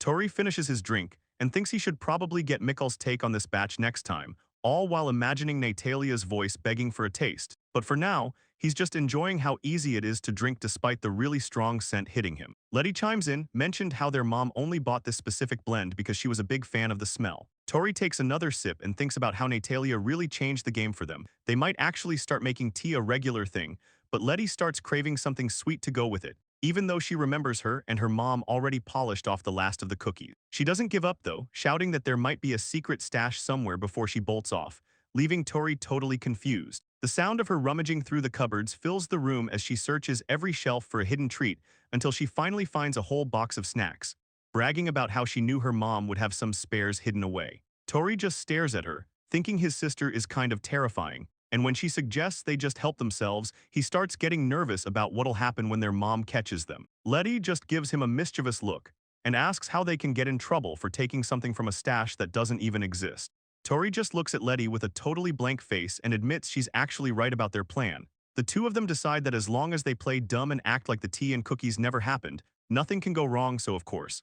Shira catches the scent immediately and starts stomping down the hallway, screaming at the kids for drinking her private stash. Later on, Natalia pulls Tori aside and hands him a small pouch of coins, asking if he can head out to grab some bread for lunch. She tells him to get a loaf of bread and some fruit pastries, but says he can just pick out whatever else looks good for the rest. Tori checks if he should head over to Dusty's place, and once Natalia confirms and thanks him, he takes off on the errand. He feels pretty lucky to finally ditch his chores for a bit.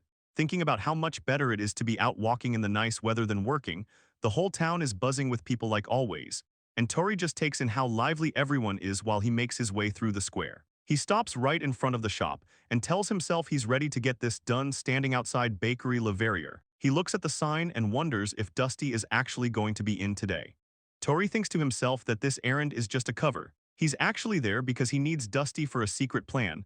The story jumps back a few days to a massive building with giant stone pillars, where a muscular guy asks Tori if he brought his soap and towel, telling him to meet up afterward. Tori gives him the okay and heads into the locker room area, ready to get cleaned up. He walks into the main area and is totally blown away by how huge the public bathhouse is. And right as he's taking it all in, Carlo waves him over and yells out his name. Tori is surprised to see both Carlo and Hart there, but he immediately asks if they've seen Dusty. Carlo just looks back and tells him that he hasn't seen the guy anywhere. Hart chimes in, saying Dusty hates baths and only ever comes when he's completely covered in dirt, so Tori decides to go take a shower before jumping in, asking the guys if they're planning on leaving anytime soon.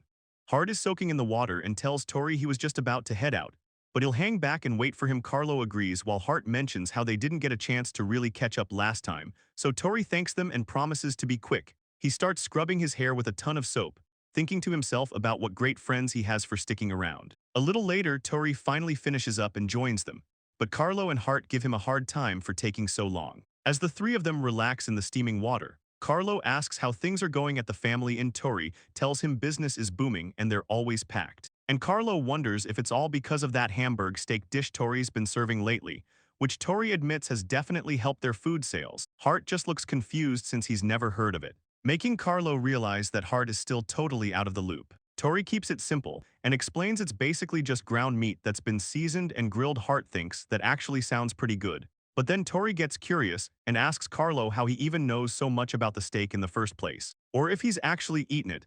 Carlo says he hasn't actually tried it yet, but tons of people have been coming into the butcher shop asking for the right meat to make it at home. Tori relaxes in the hot water, thinking about how weird it is that Carlo is giving people advice on which meat to buy for a steak he's never even tasted before. It's honestly pretty wild to him that his recipe is already spreading through the town like wildfire. Carlo leans in and tells Tori he's gotta let them try the food after they get out of here, and Hart agrees, saying he's getting really curious.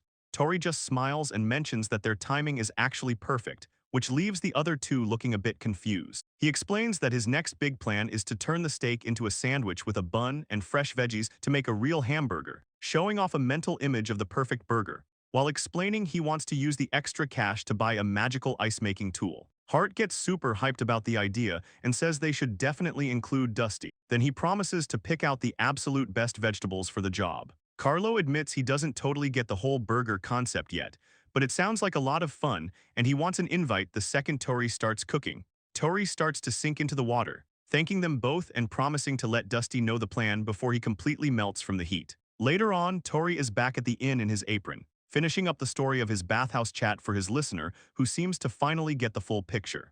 Tori heads over to the bakery to talk to the baker's son, Dusty, asking if he'd be down to make the buns for the hamburger project. He explains that the whole idea is just putting all the fillings right between the two buns. Dusty just stares at him and points out that it sounds exactly like a sandwich, which makes Tori sweat as he admits he doesn't really know the difference either. But Dusty thinks about it and realizes they aren't quite the same, since using buns instead of sliced bread helps all the ingredients mesh together better. He gives in with a smile, saying he's sure Tori will come up with something cool, so he's definitely on board. Tori thanks him and says he'll fill in the other guys, telling Dusty to just swing by the inn whenever he's got a minute. Dusty asks if he's also there to pick up food, and Tori asks for a good lunch recommendation while looking over the fresh trays. Dusty holds up a pastry and suggests the usual fruit ones, mentioning that today's batch is topped with blueberries and cranberries, which looks great to Tori. He decides to grab one for his mom and one for Letty, but then he spots some stuffed bread and asks what's inside those. Dusty explains they're filled with empinas today, because Carlo actually brought over some leftovers for him to use in the dough.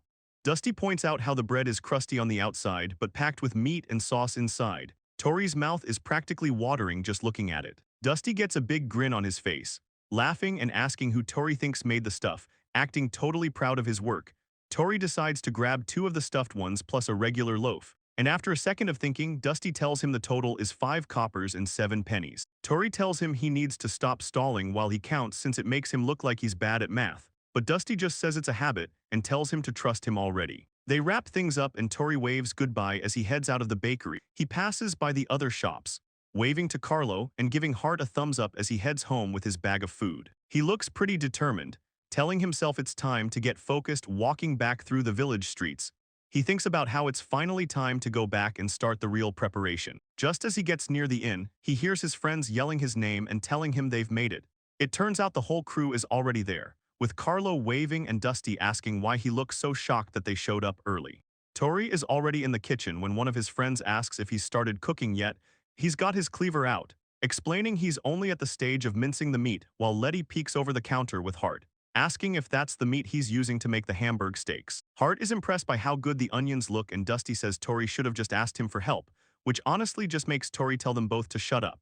He gets to work mixing everything in a big bowl, saying the first step is adding salt and pepper and getting it all blended together. Then he explains that once it gets sticky, you throw in the onions and eggs and give it another good mix while his friends watch. Tori tells the group to go sit down since it's not ready yet, explaining he still has to grill the patties before putting everything into a sandwich. Dusty says he's staying right there to watch because he loves meat, and Hart says if there are vegetables involved, he's not going anywhere either. Dusty tries to say that waiting at the table is way too boring, but Tori just looks stressed and tells them they're putting way too much pressure on him. Finally, Tori brings out the finished product, a massive, perfect-looking hamburger, and everyone loses it when they see what he made. Letty is hyped, saying it's way different than a normal sandwich, and shouts that it's finally time to eat. Dusty is losing his mind with excitement, but Tori tells him he needs to chill out since they haven't even made it to the table yet. The group finally sits down while Letty passes out the plates, and Hart is already impressed by how the lettuce still looks totally fresh. Hart goes off about how the beauty of the greens is on another level even inside the sandwich, leaving Carlo just staring at him. Carlo asks if they're really supposed to use their hands for this, and Tori tells him he's gonna get messy but to just go for it. The kid just sits there for a second staring at the burger like it's the most important thing he's ever seen. Dusty finally takes a massive bite, and Tori watches him closely, nervously asking how the food actually turned out. Dusty's eyes go wide as he shouts about how good it is, and Tori finally relaxes, feeling glad the meal was a hit. Hart starts geeking out again, saying the lettuce is perfect and that Abel's skill with a knife is actually incredible. Tori is a little confused by how intense the praise is, but he tells Hart he'll be sure to let his dad know he liked it. But then Dusty speaks up to disagree, saying the lettuce is fine but it's really just there to support the taste of the meat. Hart completely loses it and starts yelling about how the lettuce is the most important part of the whole thing. Dusty just looks at him like he's crazy, and says the bun is obviously the best part since it soaks up all the juices. The two of them start barking back and forth, and Tori realizes he's dealing with some seriously argumentative guys, so he tells them both to just relax since every part matters, leaving both of them sitting there sulking in silence. Tori tries to change the subject by asking Carlo what he thinks of the meal so far, and the kid admits it's way better than he expected, then asks if they used Igfeng meat for the patty. After getting a nod that he's right, Carlo goes quiet and gets this super serious look on his face. He tells them the food is great but has a but coming, making Dusty and Hart nervous as they wait for his take. Carlo gets all excited and suggests that the flavor might actually pop more if they mix different kinds of meat together. He says he isn't totally sure what's missing yet, but he's convinced the burger still has plenty of room to grow. Carlo suggests they should try mixing some pork into the meat, and Tori agrees it's a solid idea he might test out. Tori listens as Hart jumps in, pointing out that the same kind of thinking needs to be applied to the lettuce too. Hart explains that with such heavy flavors, a specific type of lettuce could balance the taste, or maybe even something chewier. Ira starts to see the vision, but Dusty reminds them both that they can't afford to forget about the bun. Dusty explains they need a better bun that can actually soak up the juices instead of letting everything drip out like this one. And Ira realizes that bringing these three in was a genius move. She can't believe they got all that from just one bite. She asks Dusty if his shop already makes a bun that fits the bill, but he tells her they don't have anything like that. He says their shop usually makes bread meant to be eaten by itself, but he'll try to cook up something new for them. Ira's eyes practically turn into sparkles as she thinks about how reliable the baker's son is being right now. Dusty gets a bit embarrassed by the attention and tells her to shut up and stop making fun of him.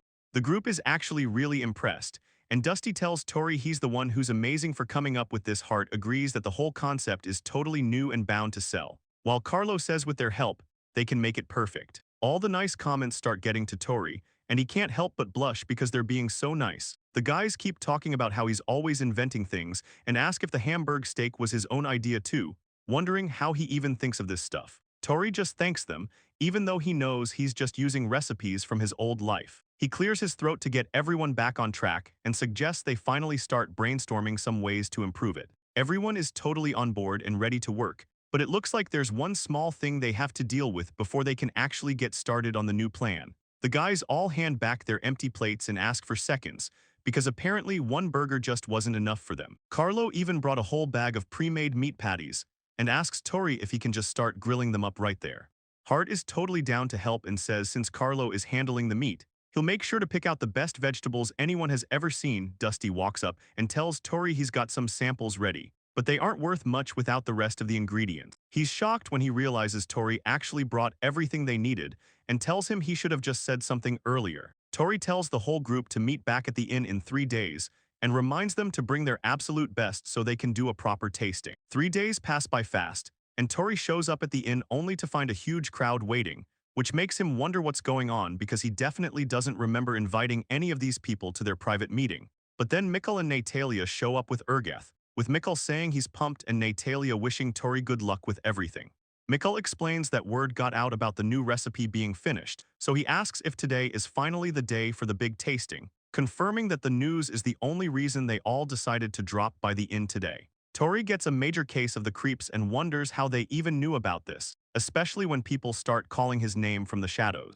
Ira suddenly grabs Isla by the shoulder and starts yelling about how she was left out of the foodie group, demanding to be included this time. Tori tries to calm the situation down and awkwardly suggests that Ira could help them run the food stall. So Ira stops her rant and asks if they're actually planning to sell the new creation they've been working on. Tori tells her that since everyone put so much effort into the recipe, he might as well go through with selling it, especially since he's got the most free time out of everyone there to actually manage the stall and get things moving. This gets Ira even more hyped up, and she starts jumping around saying it sounds like a total blast and keeps offering to help. Tori finally breathes a sigh of relief because it looks like she's forgiven him for keeping her in the dark. But then Natalia speaks up and complains about being hungry, mentioning she specifically skipped lunch just to try his new food. Tori looks a little stressed by the pressure, but Dusty tells him to just let everyone try it since it's actually a solid opportunity, explaining that having a bigger crowd means they'll get way more feedback and different opinions on how the food tastes. Tori lets out a big sigh, feeling the weight of the work since he's the one doing all the heavy lifting, while Ira and Mikhail are just hyped and thanking him for the meal. He hits the kitchen, flipping the patties and getting the burgers ready. After putting it all together and drizzling on the sauce, Tori finally announces that the new and improved hamburger is officially done. And the second the plate hits the table, Mikhail's eyes light up, completely blown away by how good the burgers look. He starts reaching for one because the smell is just too good to ignore. But Ira immediately jumps in to stop him, telling him those are actually for the guests and their turn to eat comes later, which totally crushes Mikhail since he was dying for a bite. But Hart steps in and tells him not to worry about it, saying he can go ahead and have the first one with Dusty and Tori backing him up. explaining they already ate a ton while testing the recipe and they'd rather just see his reaction. Mikhail actually starts tearing up because the guys are being so cool about it, and he thanks them while Tori tells him to just enjoy the food. As Mikhail gets ready to dig in, Natalia just sits there looking at her plate, wondering why they don't just call it a sandwich if it's served between two pieces of bread.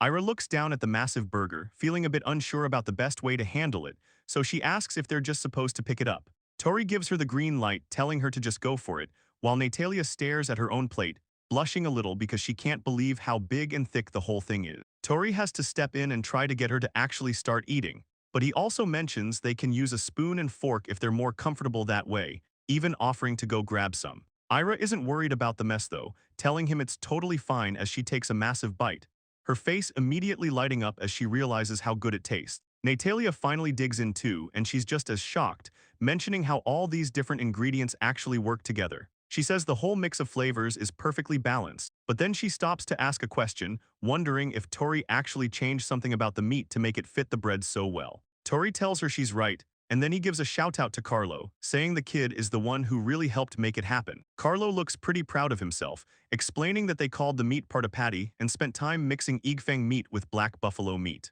Natalia's pretty impressed that she guessed the Igfeng meat correctly, but she wants to know exactly how much of each they used. Carlo breaks it down for her, saying it's a rough mix of 70% Igfeng and 30% buffalo, and Natalia thinks the result is just amazing. She can tell they put a ton of effort into finding the perfect ratio to make it taste this good.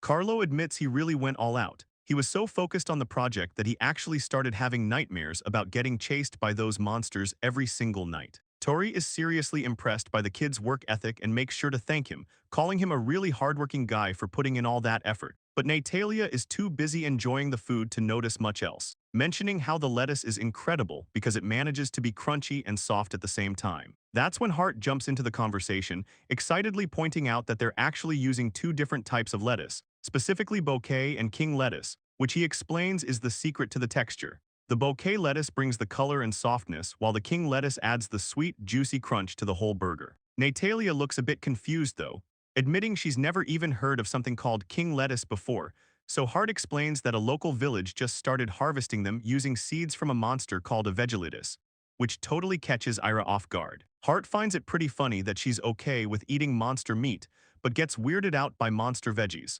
though he promises they're safe and Ira realizes he has a point. The conversation shifts to the bread next as Dusty shows up, asking if they can guess who's responsible for making the buns, and he immediately takes the credit, bragging about how soft and fluffy they are since he takes a ton of pride in his baking skills.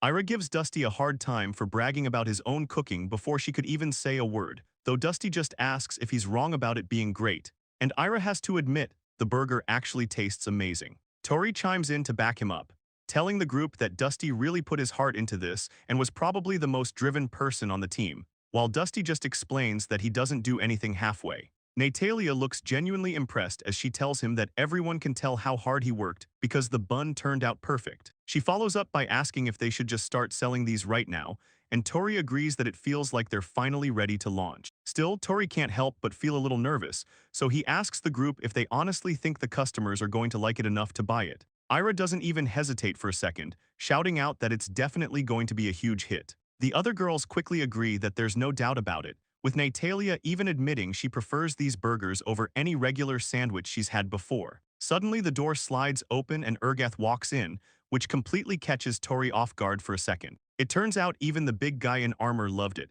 as he strikes a goofy pose and shouts about how the meal was totally awesome. With everyone feeling the hype, Dusty tells the crew it's time to get moving, and the whole team cheers together ready to take on whatever comes next.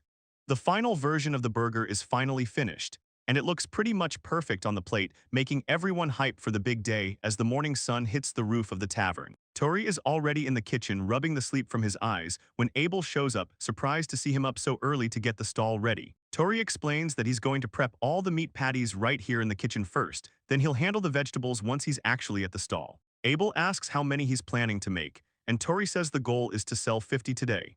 Looking at the massive pile of meat, Tori realizes mincing it all by hand is going to be a huge pain, so he starts thinking about asking a guest to help him build a meat grinder. Abel just laughs, saying he never thought he'd see the day his son would take the lead on a project like this. Tori tells him he wanted to do it because people liked the food, but also because he's saving up for something special. Abel gets all touched and tells him he should have just asked, saying he'll buy whatever it is for him. Tori's eyes light up as he asks if his dad is actually serious about buying him that magic tool that blows out cold air.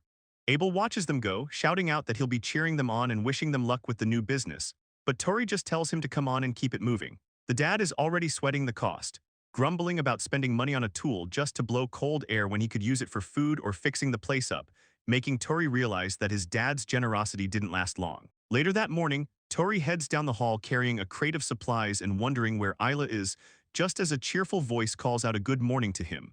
Isla runs up looking hyped, impressed that he's already got everything prepped and ready to go. Tori tells her they can't exactly make burgers without the supplies, so she asks if he's always this upbeat or if he's just extra into it today. He just gives her a casual look and says it's obvious, leading into Isla explaining how excited she is, mostly because this is the first time they're doing their own thing instead of just helping their parents with chores. She asks if that's really the main reason he's so pumped, and Tori confirms that's exactly what it is. He's glad she's so energized since they're in this together, but he warns her not to get her hopes too high, saying that even selling 20 burgers on the first day would be a huge win.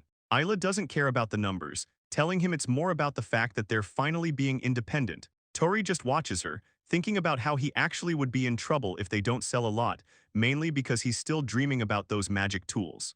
Isla just rolls her eyes and tells him she gets it.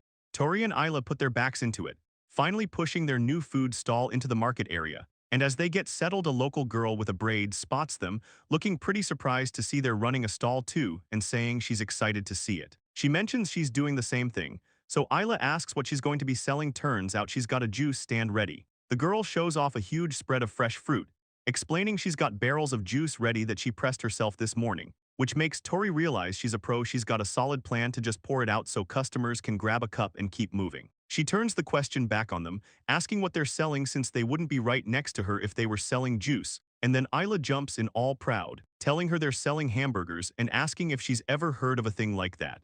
The girl just blinks, repeating the name slowly and asking what a hamburger even is. So Tori realizes he probably should have seen that coming, since she looks completely clueless about his modern food. He has to remind himself that burgers don't exist in this world yet, while Isla starts trying to explain the whole concept to the girl. The juice girl just smiles and says it sounds like a sandwich, which totally sets Isla off. She starts yelling that it's definitely a burger. As the girl heads back to her own stand, she tells them to let her know when they're ready. She's down to give their sandwiches a try. Isla is still fired up and tells Tori to get the burgers ready right now to prove a point, but Tori tries to chill her out since they're still waiting on their supplies. Right on cue, Dusty shows up with a heavy crate, thinking to himself that his friends are way too loud. Dusty hands over the delivery, saying he has no idea why they're so hyped, but he's got the freshly baked buns they needed, and Tori gives him a serious thank you. He leans in to check the quality of the bread while Dusty tells him to go for it. The lid pops open with a quick clack, revealing a crate full of perfect buns. Tori is floored by the smell, while Dusty mentions he baked 100 of them just to be safe. Just as Tori is looking at the bread, Dusty pulls out a separate stack of paper bags, leaving Tori a bit confused until Dusty explains they're for wrapping the food. He asks how else they planned on serving people, making Tori realize he totally forgot that part. Tori admits he totally blanked on getting bags to wrap the food and thanks Dusty for the help, while Dusty just crosses his arms and says he definitely should be thankful for the save. As Tori takes the stack, he starts to say how much Dusty helped them out, but then he stops when he notices some writing on the bottom of the bags. Dusty gets a huge grin and explains it's basically free ads for the bakery, so he's giving them the bags for free, leaving Tori realizing just how smart his friend is at business. Tori tells him they'll definitely use them, noting that the bakery might actually pull in a lot of new people once word gets out. Dusty just laughs and tells them that if the bakery gets busy, they better make sure to keep him supplied with plenty of burgers. With his job done for now, Dusty waves them off and says he's got other deliveries to finish up before the day is over. Tori and Isla stand by their cart and wave goodbye, giving him one last thank you as he heads back into town. Tori mentions they're just waiting on Hart to show up with the lettuce and tomatoes, while Isla groans about the smell of fresh bread and how they haven't even started cooking yet. Just then, Hart comes running down the street carrying a heavy crate and shouting an apology for being late to the party. Tori decides it's finally time to get to work. He tells Isla to start prepping the different types of lettuce while he handles the grilling, and she's totally ready to go. The morning market is already in full swing with people checking out all the different stalls. The girl at the juice stand next door is already busy handing out drinks and telling customers to come back soon. Isla notices their neighbor is already making sales, but Tori tells her not to worry because there is no reason to rush. He says it's finally their turn to shine and starts things off by pouring oil onto the hot grill. As soon as the meat hits the metal, it starts sizzling and smelling great. He's got a few patties going at once while the fresh tomatoes and lettuce are sitting right there ready to go. Once the meat is cooked through, Tori calls over to Isla to let her know it's time. She's right on cue, bringing over the fresh buns with a big smile on her face. They put it all together and step back to look at the finished product, feeling pretty proud that they actually got it done. It doesn't take long for someone to notice, as a guy walks up and asks how much they want for that sandwich-looking thing. The first customer isn't really buying the hype and asks what the big deal is, wanting to know the price. But Isla corrects him right away, making sure he knows it's a hamburger. She holds up the burger with a massive grin and tells him it's going to be 4 copper coins, which totally catches the guy off guard. He looks like he can't believe the price for just one sandwich and decides to just bail, waving them off as he walks away. Both Tori and Isla are left standing there yelling for him to wait up, but he's already gone. Isla is pretty annoyed that he didn't even give it a chance, but Tori says it's fair since the guy has no clue how it tastes. He expected this to happen, knowing people are usually pretty careful with their money when it comes to food they've never seen before. Just as things settle down, a tall figure in a cloak walks up and greets them. Tori is a bit surprised but welcomes him to the stall. The traveler pulls back his hood to show his face, looking a little bit hesitant about what to say next, and Tori is completely thrown off by the guy's dark skin and silver hair. He realizes this guy must be from the desert country, which is super rare to see around here. Tori quickly apologizes for staring and asks how he can help, while the traveler points at the grill and asks what exactly they're selling. Tori holds up the burger, feeling his heart race as he tells the traveler the price is 4 copper coins, and the guy doesn't even blink, saying he'll buy it while sliding his hand forward to pay the amount. So Isla shouts a huge thank you as the traveler takes the food. Tori is just hoping the guy actually likes it since the traveler just stands there staring at the wrapped burger like it's a puzzle. Tori suddenly realizes that the guy probably has no clue how to even start eating this thing, but Isla jumps in with a big smile, explaining that he can just eat it exactly as it is, while Tori nods along to the traveler taking a cautious first bite. After a second of total silence, he suddenly starts crushing the whole thing at lightning speed, which completely shocks the kids. Before they can say anything, the traveler gives them a quick bow and a thanks before heading off into the crowd. Isla wonders if that's just how desert people show their appreciation, and Tori figures she might be right as he looks down at the 4 copper coins sitting in his palm. It's finally real, and Isla can't hide how pumped she is about their very first sale. Tori just smiles and agrees, feeling pretty good about their start. The girl from the juice stall next door leans over and asks if the two of them are finally ready to go. Isla jumps at the chance, begging the girl to give their food a try. So the neighbor agrees and asks what the price is. When Isla tells her it's 4 copper coins, the girl nearly loses it. She's shocked that a simple sandwich could cost that much, but Isla stands her ground, saying this isn't some normal sandwich and she can't back out now. The girl gives in and pays, warning Isla not to let her down. She takes a massive bite of the burger and just then her whole face lights up. She's completely blown away and shouts about how amazing the flavor actually is. Isla gets a huge ego boost from the reaction, laughing and proudly declaring that this is what a real hamburger is all about. The juice girl keeps eating, admitting she was wrong to call it a sandwich since it tastes so good. She even admits it's totally worth the 4 coins. Right as she says that, a guy in a cloak shows up at the stall, and he tells Tori he wants to try one of those hamburger things too, so Tori quickly gets moving on the new order. Over at the food stalls, Ralph and his crew are losing their minds over how good the burgers are, and with the market packed like this, Tori and Isla stay busy right until Isla realizes the supplies are totally gone. She looks over at Tori and shouts that they're officially sold out, and the two of them just stand there feeling great about the huge success they had.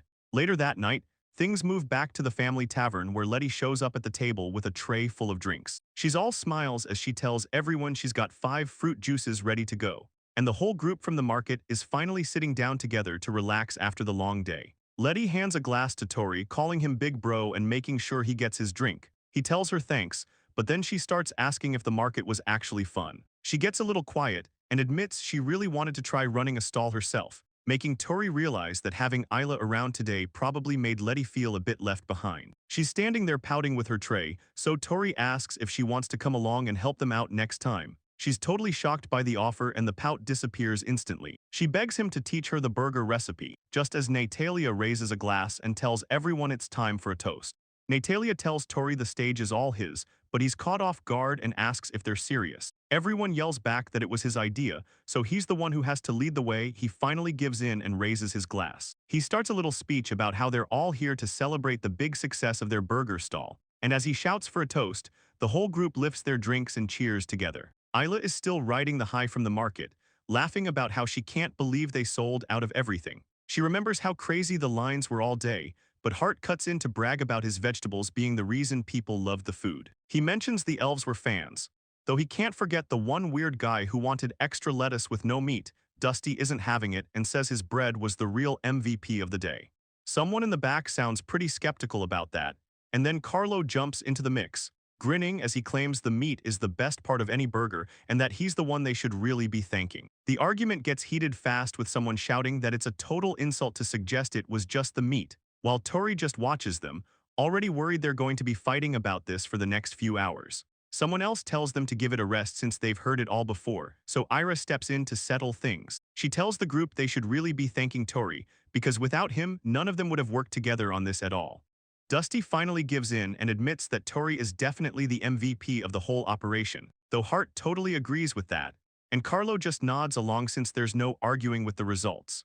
But then Dusty claims he's the runner-up, which makes Carlo immediately speak up to ask if everyone forgot how perfect his patties were. Hart isn't having it, and starts yelling that he's the real second place because the lettuce combo was his idea, while Isla just stands there watching them lose it. Ira tries to tell them it doesn't matter who was best because they all worked hard, but Isla knows the guys just want to brag. As the argument keeps going, Isla takes a drink and thinks about how glad she is the burgers sold so well, realizing they can actually make some real money this way. She starts dreaming about saving up enough to buy a magical cooling tool, telling herself she needs to grind now so her summer can be a total breeze. The guys are still bickering in the background like idiots, so Ira just sighs and decides she's completely done with them for the night. She opens up the menu to find something good to eat, and Natalia leans in to ask if they should just order together. Tori mentions they made plenty of cash today anyway, but Ira laughs because they're basically giving all that money right back to him by eating here.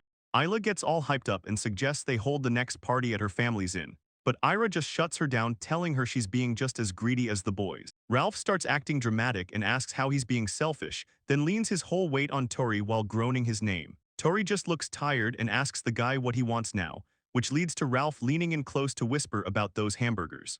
He asks Tori if he can sneakily whip up 2 more of those meat patties just for him. Tori tells him he can do it, but it's gonna cost him for the extra labor and cash. Ralph starts begging for a one-time favor, and Ira has to step in to tell him to stop being so selfish. Even Natalia chimes in, saying she'd love to try a burger with a different sauce next time, and Urgath just nods along in total agreement. Tori just stares at all of them, completely drained, and asks if they can finally give him a dang break. Everyone finally settles down to enjoy a massive spread of food and drinks at the table, just relaxing together. After a long day of grinding, they realize the best reward is just getting to hang out and celebrate with friends. Tori watches everyone with a smile, thinking about how the real secret to life is just balancing hard work with having a good time.